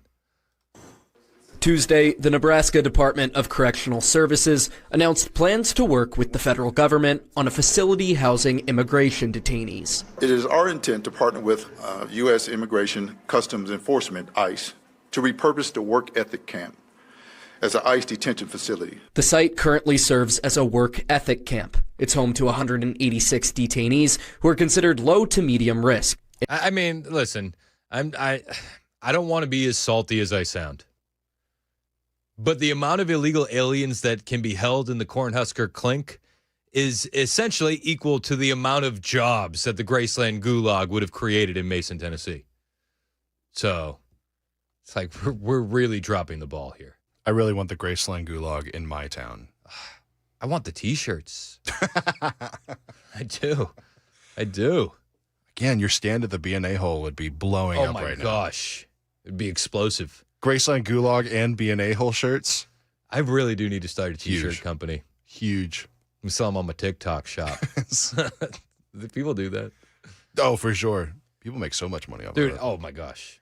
I got a lot of things I need to do. I got to start that T-shirt company, and I got to get the tickets to an evening with Kamala Harris at the Ryman. Yeah. Oh, my. Did you see that that's coming? Ridiculous. I don't know what I'm more angry about. The fact that we're not getting the Graceland Gulag or that Kamala Harris is coming to the Ryman. What are we going to wear? Who knows? I'm going to wear an I'm with her shirt. That way I can get in before I interrupt the proceedings. Amazing. I really do want to go there and heckle. It'd be so fun. Who wouldn't? Anybody want to go with me and heckle? Use a different accent. I don't like that one. If use your black accent. Be more country. You're in Tennessee. Talk like Beyonce. Here's the thing. Would you come with me and film? Oh, yeah. Well, here's the thing, though. Filming, I mean, we could be discreet, actually, now that I say that. Ryman doesn't allow filming in the building. Oh, we could be so discreet. I'd get you. So here's what we should do. Those Ray-Ban glasses? The tickets pre-sale for the Kamala Harris, it's November 18th at the Ryman. Okay. The pre-sale goes on sale Friday morning. There's a pre-pre-sale Thursday, but I'm not allowed to do the pre-pre-sale. But then the pre-sale goes on for the public on Friday. Okay. I'm going to look up tickets. Be interesting. We're not going to sit together because you're going to need a good angle. Yeah. So I'm going to have you like up and to the right. Just a little bit. But we're going. I'm serious. No, I'm here for it. Okay. I'll do it. I honestly kind of want to get those Ray-Ban glasses that have the camera built into the arm of the glasses, because then I just got to wear them and look around. It'll catch everything. We got to go. And we got to bring Bo and Gabe. That would be to awesome. Interview all the people going in there. We That have would be to. We have to. huge. I didn't mean to get off on a tangent, but I am upset about the Graceland Gulag. I could see it on your face. And I am upset that Kamala Harris is coming to town. Wild. Why would she come now? She didn't come during the presidential election. She didn't come. She didn't I don't know campaign what she's trying here. to make up for. Yeah, what is she? She knows that we're not too fond of her. Does Yeah. she? Do you think she's aware? What is she talking on? I don't know. I'm more curious if she's going to be hammered or not. Oh, that'd be another thing I could yell. Take a breathalyzer. Pass the shots. She's a functioning alcoholic without the functioning. So there's that. Just alcohol. It's just alcohol. Just alcohol. Cornhusker Clink. Yeah, I'm really upset about it. Hey, did you see an illegal alien got arrested on the D.C. National Mall yesterday? Really? He did. He got tackled. This guy got pulled over at the D.C. National Mall, and an NBC reporter caught the whole thing, and she was very upset because if you're watching on the video on the YouTube stream or on Rumble, we'll put this up. But I'll do play-by-play for all the individuals listening on the radio. He's in a nice like little, what is that, like a Toyota Highlander? Or is that like a little RAV4? Got a nice little new Toyota. He gets out of the car. He's surrounded by law enforcement agents. And then, I mean, he's an illegal alien, and he decides, I'm going to make a break for it. And then he gets tackled. I mean, he got tackled quick. Bro made it 3 steps. Before he could finish saying, I'm going to make a break for it, he was tackled and thrown to the ground. Now, the NBC reporter, Amy Cho from NBC4. Amy Cho said, I just saw D.C. police and federal agents detain a man on the National Mall. He appeared to try to escape, then was quickly tackled to the ground by several agents. This is where it gets emotional propaganda. Ready? He was screaming in Spanish, please, I'm not a criminal. I work here. I want to be with my family. Then she tagged NBC Washington. I want to be with my family. You know, it's funny, though. Here's the funny part about all of that. While I'm not debating that he screamed that, and maybe he does want to be with his family.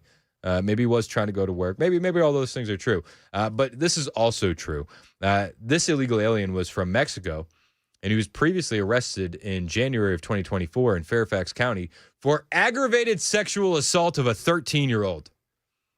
So your tears mean nothing. Your tears mean absolutely nothing. And the more I see tweets like this from biased reporters and leftists, the more I discount any headline you guys put out. Is there going to be somebody innocent or with a heartwarming story that's going to be caught up in these deportation enforcement operations? Like, yes, absolutely. But you're missing all of your opportunity to have a story like that when you put out sensationalized tweets like this. Please, I'm not a criminal. Well, actually, you are. You were found guilty. You were arrested for aggravated sexual assault of a child under 13. Like you are a criminal. You are an evil person that shouldn't be in this country. By definition, before we even get to the aggravated sexual assault of someone under 13, you're a criminal because you entered this country illegally. So I want to be with my family. They can go too. They can go too. That's the most humane thing to do. Deport everyone. But this is what we're up against. The emotional manipulation. Did Amy Cho issue a correction after her tweet? Let me do a quick search of her account, and no. So there's that. So and she's got a pinned tweet where she's wearing a mask. So yeah, you learn everything you need to know about her political affiliations right there. It's a mess. It's an absolute mess. But it's all about emotional manipulation with the left. Enter Gavin Newsom's wife, Jennifer. Jennifer put out a TikTok. Jennifer Newsom put out a TikTok the other day, and she's very upset over Donald Trump's deportation operations. And she's almost crying in this TikTok that she put out. And I'll play it for you. It doesn't need any sad violin because she added her own to the TikTok, which is it actually really makes things easy for Mason. We don't no sad violin needed. It's already there. Ooh. This is Governor Newsom's wife. Of immigrants. That is just a fact. It is who we are. And yet here we are watching families be targeted, watched, hunted, farm workers being chased across fields. Let me stop right there. The farm workers that she's referencing was at the marijuana grow facility where they found children were being forced into labor alongside sexual predators. So there's that. We made it 12 seconds into her video before I had to stop it and highlight what she's wrong about. Oh, farm workers being chased across fields. Can't those children be forced into labor next to sexual predators in peace? No, there will be no peace. These are some of the hardest working people on earth. And they don't get paid nearly anything. It's essentially slave labor, ma'am. And they literally feed the nation. It was a marijuana grow operation. They feed nobody unless we're talking about edibles. Are we talking edibles? I'll give it to her on a technicality on account of edibles. Shame on this federal administration for doing this. Shame on them for choosing cruelty, for terrifying families, ruining children's lives just to make a political point. Weird. How many families' lives were ruined because there were no water in the fire hydrants in California? Got it. Whose interpretation of Christian values is this? I love how they do that. All of these non-Christians, any opportunity that they get. Oh, what about the Christian values? And it's like, you're not a Christian. You don't believe in any of that stuff. You use it as a weapon, as a bludgeon against Christians to try and label us as non-Christian. Why? What value? What value do I need to place on that statement? I'm going to tell you what value I place on that statement. It's nothing. There's no value there. What happened to being the party of family values? We still are. We're trying to get states like yours to stop chopping off the bits of kids. So there's that. This shouldn't be about politics. This should be about people, their well-being, our shared humanity. If you could see these families, hear from them, these moms, their children. Today I heard from community members who have lost loved ones to suicide because of the trauma and pain being inflicted on the immigrant community. If you looked into their eyes, you would understand, you would feel it. You would know this was wrong. We have to do better. Did the music get Spanishy at the end there? Did you notice that? I felt like it got Spanishy. I was going to make a comment on her crying, but are they trying to appeal with music now too? I got really distracted because it did sound like all of a sudden it's like it got a little mariachi down there at the end. Yeah. Wrong. We have to do better. We are right. Is that just me? I had something to say about the suicide that she was talking about and the pain and the trauma, but I got distracted because her sad violin quickly turned into a mariachi band right at the end. On the immigrant community. If you looked into their eyes, you would understand, you would feel it. You would know this was wrong. We have to do better. Arriba! We are a country of immigrants. That's what I feel like it's leading to. When your playlist shuffles into the wrong song. Okay. But on the suicide front, like, that's sad. That's sad. If it's true. I mean, she brings no receipts to the table. And honestly, if someone's going to choose suicide over self-deportation, it sounds like a them issue. It's just, that's heartbreaking. But you shouldn't have broke into this country. Get your stipend, self-deport, and try to come back the legal way. You know, that is an option. That is an option. Governor Newsom's wife is saying that individuals would rather take suicide than that option. Okay. That's a choice. That's a choice. But the mariachi music at the end while she's crying, it's like, I am so sad. Sounds like a fiesta in here. Okay. All right. That's Governor Newsom's wife. We got a lot more to cover on the show. Hang out with us. If you're watching us on YouTube and Rumble, hit that like button, hit the subscribe, share the show with your friends. We appreciate you guys listening. However you may be listening, this is Super Talk 99.7 WTN.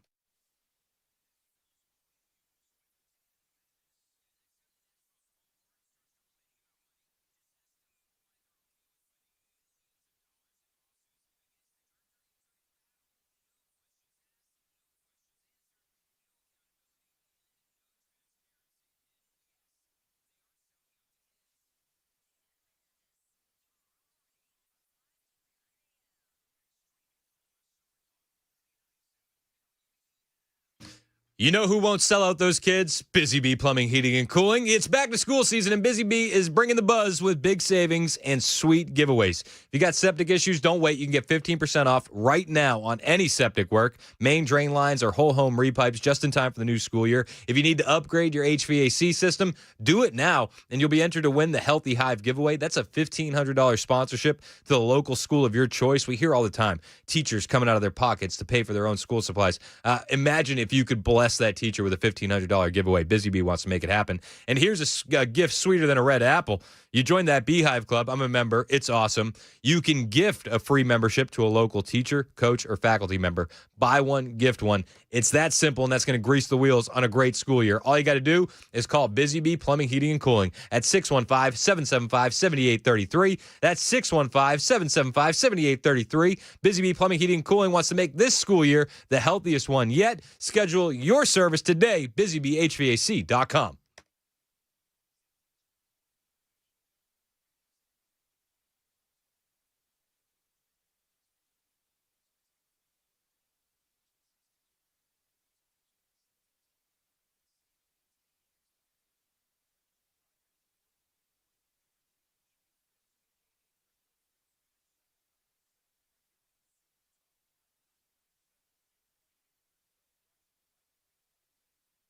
So Trump announced today he's federalizing D.C. police to put an end to violent crime in Washington, D.C. Naturally, leftists are losing their mind and completely unhinged. We believe there is a better way to protect us all. One that respects rights to build trust and keep our communities truly safe, and that is fascism-free. Free of what? That is fascism-free. Fascism-free? Fascism-free. Oh, okay, hang on one second. Hey, Brooks, come here. F-A-S-C-I-S-M.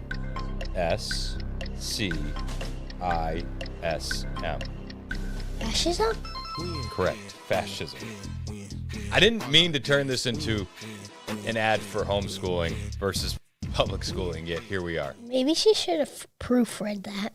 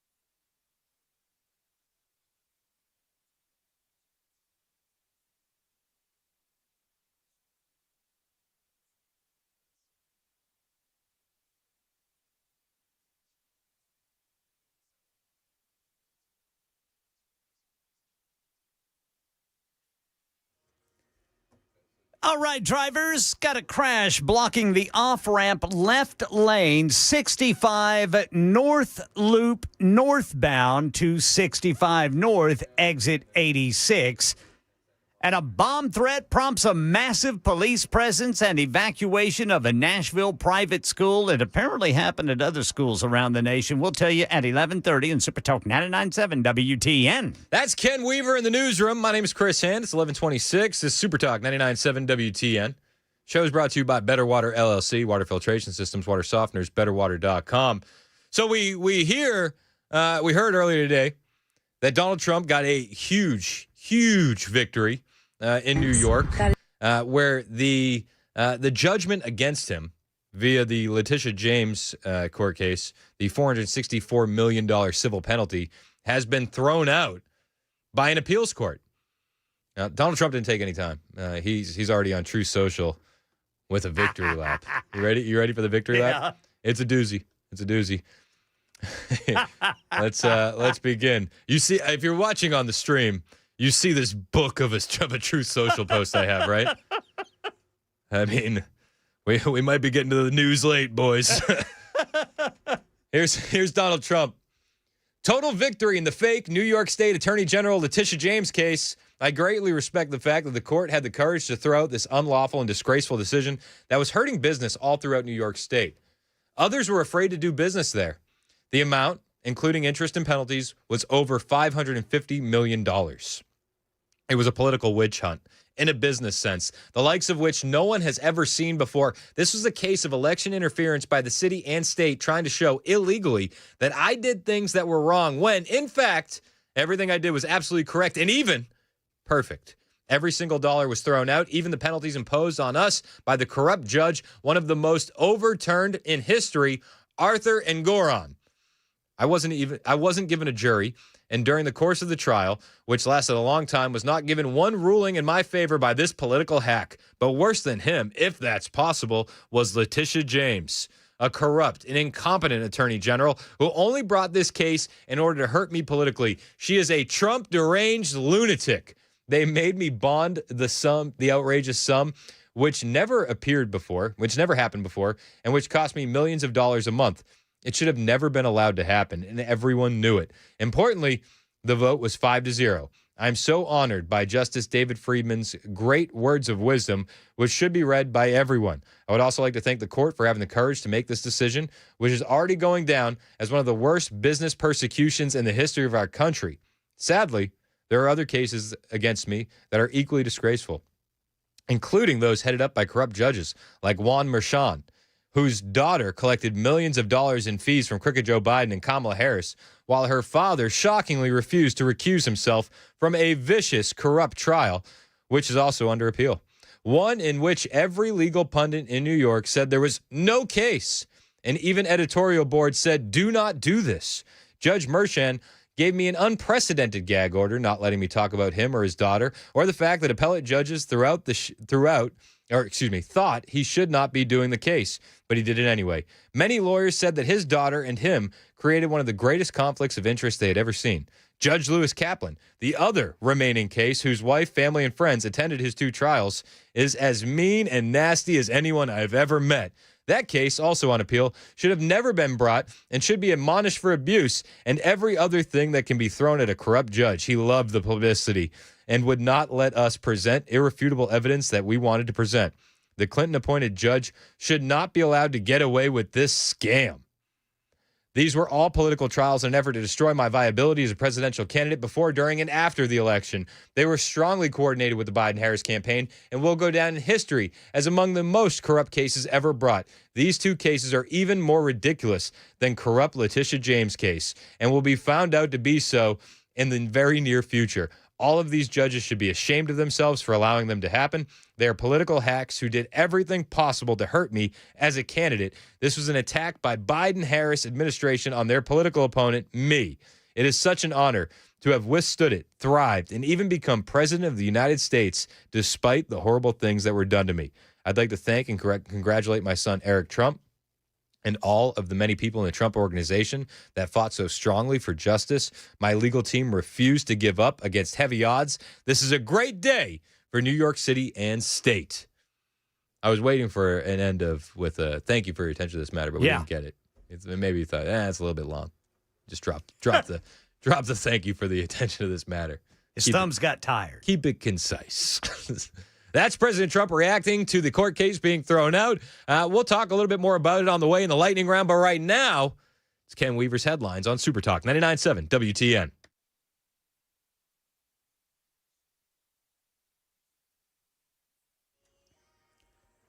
Got the full forecast coming up in 5 minutes. A bomb threat prompts a massive police presence and evacuation of a Nashville private school. Happened at University School of Nashville. Channel 4's Joylyn Bukovac says a staff member received the threat through an email. The school says a staff member received that email threat around 7:30 this morning, right as families were arriving to school. And that email was actually sent to multiple schools across the country, including right here at the University School of Nashville. It prompted emergency crews to respond from Metro Police, Vanderbilt Police, and the Office of Emergency Management. 3 K-9 units also spent hours sweeping all 6 of their school buildings before giving them the all clear. Students allowed to return to class around 10:30 this morning. And as you just heard Chris report, a New York appeals court ruling that the more than $500 million judgment against President Trump's business was unconstitutional and has thrown it out. But the judges said the ruling itself was upheld. It's unclear what the next steps are, but Trump allies are celebrating the judgment, and the New York Attorney General's office could file an additional appeal. They said the penalty that Engoron imposed for all of this fraud of $464 million violated the Eighth Amendment. It was excessive, and so they've thrown out the monetary judgment, and it may be left to New York's highest court to determine what the ultimate penalty, if any, should be. And the Menendez brothers, who killed their parents in 1989, getting their time in front of a parole board to seek freedom 36 years after the crime. First up is Eric Menendez's hearing today. ABC's Alex Stone outside Richard Donovan Correctional Facility in San Diego County. Inside this prison along the U.S.-Mexico border with Tijuana in sight, Eric Menendez is making his case for freedom today. He's connected remotely to California's parole board members who will decide if he is granted parole, but his chances for getting freedom from the board are not certain. He has violations in prison for things like having a cell phone, which could make it harder for him to be granted parole. By the end of the day, he will get a decision from the board. On Friday, Lyle Menendez will have his hearing. Alex Stone, ABC News, San Diego County. That's the latest news. Weather's next. I'm Ken Weaver, WTN News.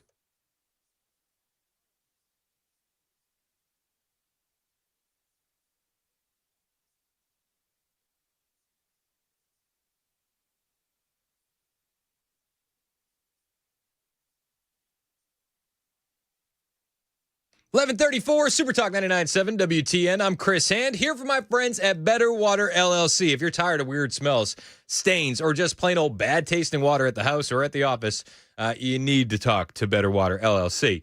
They can give you a bunch of options to fix the water in your home, the water that you're bathing in, the water that you're drinking, making coffee with. It could be some nasty stuff.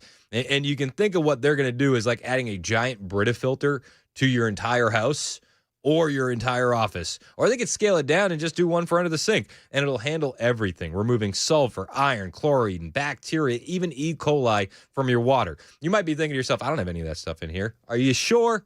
And you're like, yeah, I'm sure. I got well water. I've heard some stories.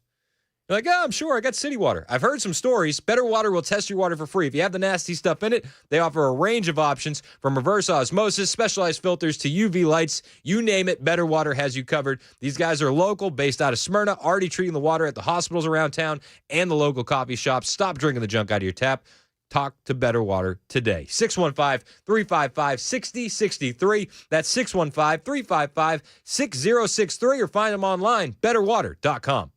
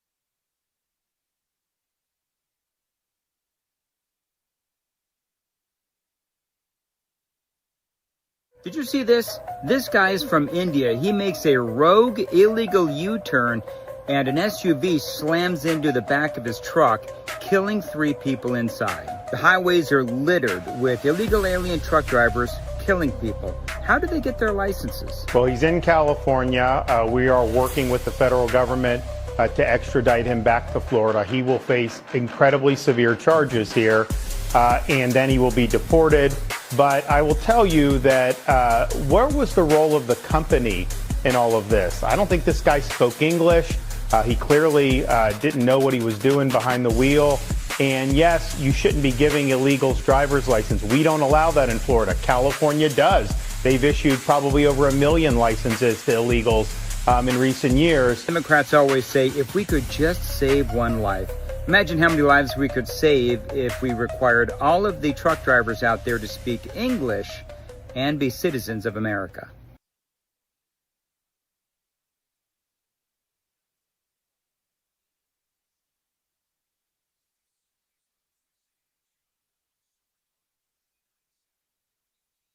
$11:38, Super Talk 99.7 WTN. I'm Chris Hand. Show's brought to you by Better Water LLC, water filtration systems, water softeners, betterwater.com.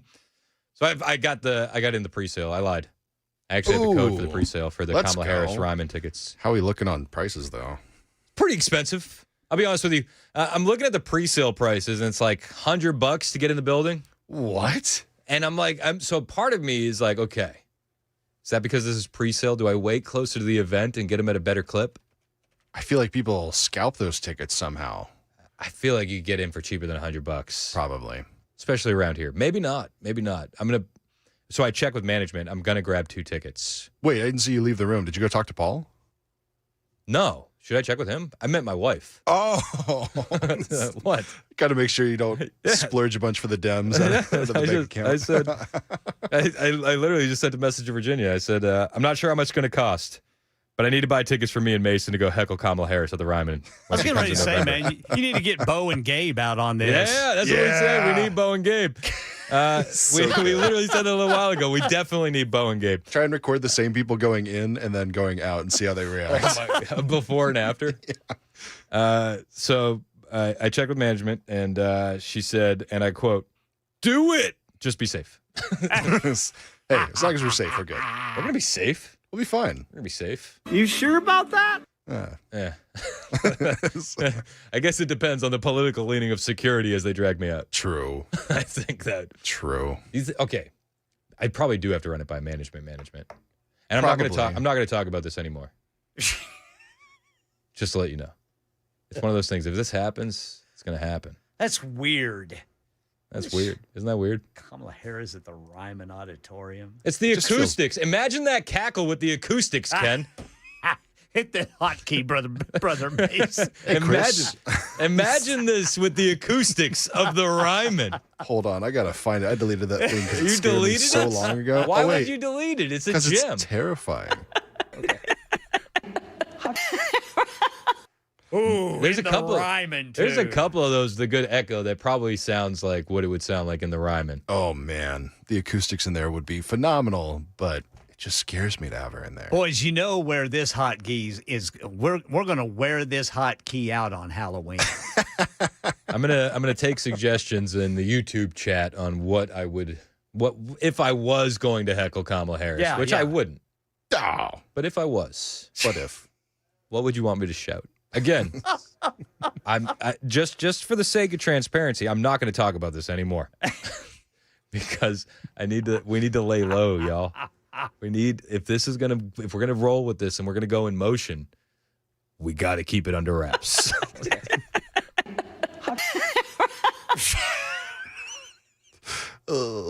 We have to. Don't tell anybody what we're talking about here. Don't tell anybody. What a weird 4 years that was. Oh, my gosh. Unironically, she was the best female vice president we ever had. Wait, wasn't she? Oh. See what I did there? I see what you did there. Should I just get up there and be like, I didn't know you were black. Pretty sure. When did that happen? Oh, my gosh. You're in Tennessee. Use your Southern accent. Yeah, stop using the black accent. Oh, you know she's going to pull that out. Oh, for sure. She's going to pull the Southern accent out. Oh, I can't wait. Will it be the one that she used in Georgia or the one she used in Kentucky? Kentucky? Kentucky? We'll see. We'll see. All right. Hey, without further ado, we never talked about that. Of course, we're not going to do it. So just forget about it. Forget about it. If it happens November 18th, it happens November 18th. We'll all find out on the 19th. Deal? Deal. All right. You're coming with me, right? Yeah, I'd make that deal. You'd make that deal? I'll make that deal. How about you bitch? You make that deal? I'd make that deal. Damn I good don't deal. blame you. Damn good deal. Time for the lightning round. It's the lightning round with Chris Hand. Oh, yeah, we do it every day this time, 11:43, Super Talk 99.7 WTN. So it's the lightning round. We'll run through all the stories we didn't have a chance to cover, all the stories that wouldn't fill an entire segment, and all the stuff that you want to talk about, any last-minute hot takes, 615-737-9986. Ladies and gentlemen, this is the lightning round. All right, for our first story, boys, we're going across the pond today in the lightning round. It's a harrowing journey. A young man in the UK, there's a lot of protests going on in the UK about migrant hotels. And to be fair, I've been actually pleasantly surprised. There's a bit more fight in the Brits than I thought. We got guys running around ripping down Palestinian flags and hanging up the Union Jack, which is based in Red Pilt. And then local city officials are taking those down. And then the guys are just rolling around with a ladder, showing up and putting up a new one even higher. And it's like the most based thing that I've seen out of England in quite a long time, since the Sling Bladers. Do you remember the Sling Bladers? Those are the guys. They did this weird thing in London where they called it an ultra low emission zone. And if they caught you with a car older than a certain year, whoa, there's too much emissions coming out of that. So you had to pay a tax, and it was all done via the CCTV. And the Sling Blade guys would come through with like high limb trimmers for trees, and they would just cut the cameras down. It was awesome. This is just as base. These guys are running around hanging up the Union Jack flag. And I love to see it. I love to see the fight in the Brits. Like, about time. We need them. We need them. If we're going to save Western society, we definitely need the Brits. Yesterday, there's a protest, and there's been a lot of protests because of these migrant hotels. These protests are growing. And the protesters have a simple message: make our streets safe again. They're tired of the grooming gangs. They're tired of what's happening across England, and they're pissed off about it. So the Britons are raging over the government putting, as they put it, local women and children at risk by placing unvetted young male asylum seekers in their midst. Multiple towns and cities across England are seeing locals pour onto the streets over the weekend in continuation of this protest movement that was sparked earlier this summer in the town of Epping in Essex after a hotel migrant from Ethiopia was accused of sexually assaulting a 14-year-old girl just days after arriving in Britain illegally by boat across the English Channel.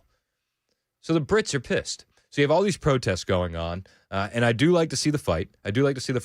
But at one protest over the weekend, you'll never guess what this guy got arrested for.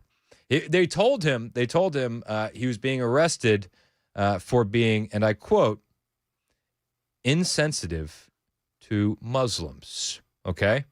It was what he says here is offensive. I want to preface that because I don't want anybody to be triggered in the audience. This is offensive. Okay, we will bacon. That's it. That's it. Hold on, one more time. What did he say? We will bacon. We love bacon. I see. I needed to clarify to make sure that I wasn't going crazy. We will bacon. That's it.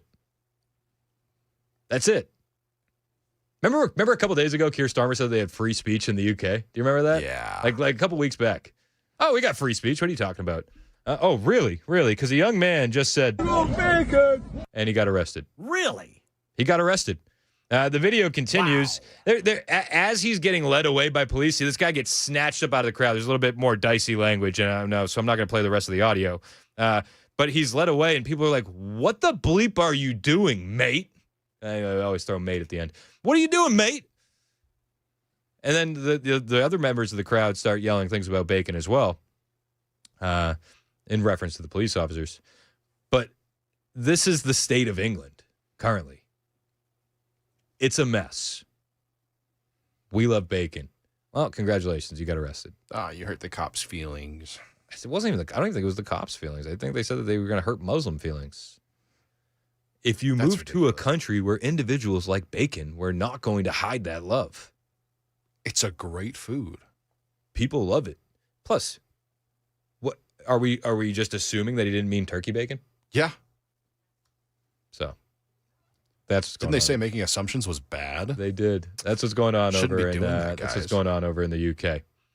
It's a mess. It's a mess. Got another story right here in the lightning round. We're not impervious to ridiculousness here in America. Enter Cracker Barrel. Have you seen what's going on with the logo and the remodels? I've seen some remodels. I don't know what they're changing it to yet, but So they're changing the logo. I haven't seen the remodels of the inside store, but this is a little bit personal here, considering Cracker Barrel is a Lebanon, Tennessee original. Love them. Well, everybody loves Cracker Barrel. I don't know about you, but when I'm on road trips with the kids, we always will stop at a Cracker Barrel. They're right off the side of the highway. It's an easy stop, and you know you're going to get good food. It doesn't matter where you're at in the country. You know you're going to get what you're going to get. Yeah, it's my dad's go-to for Father's Day, his birthday, anything that we can celebrate, or just have a good lunch. Cracker Barrel. That's it. Love it. That's it. It's a little fried chicken. You know what I mean? Ooh. That gravy on it. Bro, their chicken and dumplings. Big stack of pancakes. Well, the CEO is changing the logo, and a lot of people are looking at this going, go woke, go broke. All right, I got to ask this question. I think I probably know the answer. What if all the customers are coming at you hard enough about the look of the restaurant and they want to go back to the old way? Would you do it? Honestly, the feedback. I just hate the laugh. It's like, stop it. You're a CEO. They say why they were changing it? Oh, it's just to keep up with the times. Lame. Honestly, the feedback's been overwhelmingly positive that people like what we're doing. I'll give you another soundbite. I actually happened to be in Orlando last week with all of our managers. We bring them together and once every other year. And the number one question that I got asked, Michael, was, how can I get a remodel? When can I get a remodel? How do I get on the list? Oh, really? So because the feedback and the buzz is so good, not only from our customers, but from our team members. Fact check you on that, because the feedback and the buzz that I've seen is a lot of people calling her woke. It's a lot of that. Go woke, go broke is what they're saying about Cracker Barrel. Many individuals are pointing this out online. They're talking about how since this new CEO get in, we're having a lot of LGBTQ initiatives at the Cracker Barrel, highlighting the LGBTQ alliance that this CEO has pushed. They're talking about the new logo. Did you see the logo? So they got rid of the guy that was sitting on the barrel in that logo, and they've changed it to a bland, generic Cracker Barrel logo. Like, I get it's supposed to kind of look like a barrel, but it's an awful looking I don't even think that, you think that's what they were going for? They were going to make the outline of the logo look like a barrel? That's the only thing I could reference it towards. It'd be it's a terrible looking barrel. Oh, I agree. But that's the only thing like semi-related to the original logo that I could see. People are mad. Jack Posobiec on Twitter, he said, he posted a picture. He said, the person who made the original Cracker Barrel logo versus the person who removed it. And it's just like, you look at this picture, it's like, oh, yeah, go woke. Makes sense. The picture on the right, corporate understands, is a little bit more liberal than the picture on the left. I would reckon. I haven't been to Cracker Barrel in a while. Have you? I guess you said you go all the time with your dad. No, it was like we went Father's Day. It was the last time I've been there. So before they started going woke. Yeah. Nice. Got to last. We went there. Actually, the interior, the one in Mount Juliet, has been like all the decor has been taken off the walls and they're just painted like a drab, like. Is that the remodel they're talking about? It might be. It's been done in Mount Juliet. I know that they're remodeling. I didn't know if it was attached to this or not, but now that was there tremendous buzz from the customers in there saying that they love it? No, it made my dad real sad. He was like, I loved coming in here, and now it just feels like a bleh. Like a Denny's. Yeah. Well, I hope you're happy. At the end of the day, we can be and moan about the logo, but you made Mason's dad sad. That does it for the lightning round. We'll end it there. It's 11:52. We'll check in with Chad Benson next on Super Talk 99.7 WTN.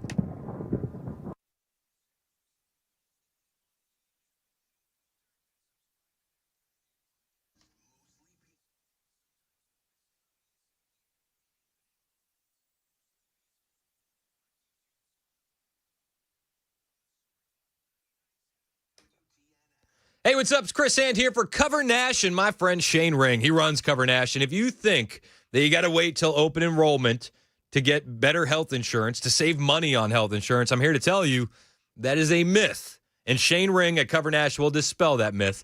That's just what the big guys want you to believe. With Cover Nash, you can get covered right now with no waiting and no gimmicks. So you missed open enrollment, Cover Nash has you covered. You lost your coverage because you lost your job? Cover Nash has got you. You're sick of the overpriced junk that you're paying for currently. You're in the right place. Cover Nash partners with over 75 top-rated insurance companies, including brand new nationwide PPO options with deductibles as low as $250, doctor visits with a flat $50 copay, even for specialists, ACA-compliant plans with free preventative care like physicals, colonoscopies, the works, plans for individuals, families, self-employed, small businesses.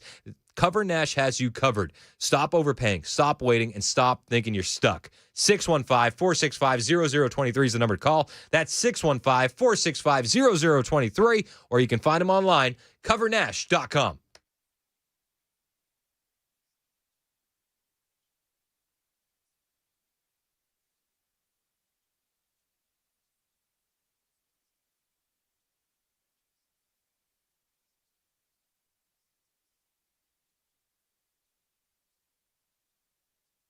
I love this. Morgan Wallen has now decided to not submit his album, I'm the Problem, for consideration at the Grammys, which I think is a really, really smart move. You know why? Because last year, Beyonce won Album of the Year at the Grammys, which was absolute bullshit. Well played, Morgan. Well played.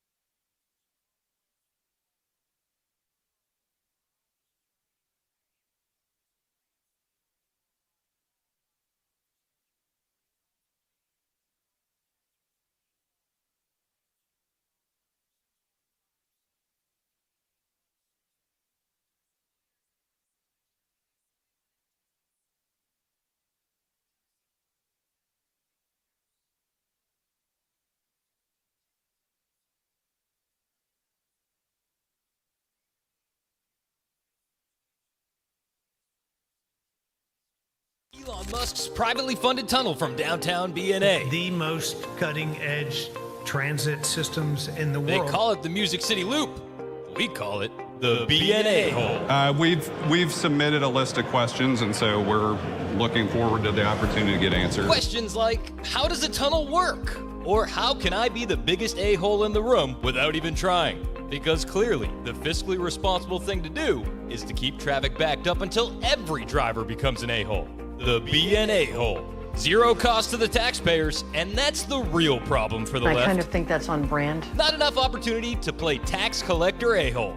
The BNA hole, where progress goes to upset liberals.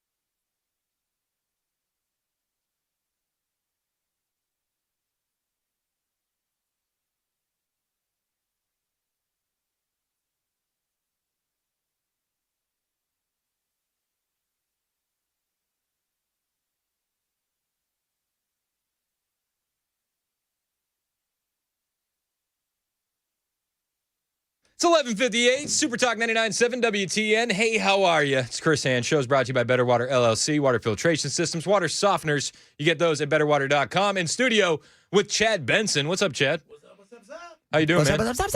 You got to turn the mic on. I thought I did. I couldn't see. I turned it off before I turned it on. I don't know what's going on with you, man. Not much. What stories are you paying attention to today? Anything catching your eye? No. You know what? No. I talk a little bit about stuff, and I don't even. You know what? It's just there's a lot of little stories, nothing huge. I mean, the Israel thing, them going into Gaza, that seems kind of like a big deal. Yeah. We'll talk a little bit about that. We'll talk about. I just saw that it's quite an attack in Ukraine. Yeah. Bombing. They bombed. Some of our stuff. Yeah. Do you think that was deliberate? Yeah, 100%. He doesn't do anything not deliberate like that. You know, this wasn't like guys coming in and blowing something up. This was drones and stuff. That was set up.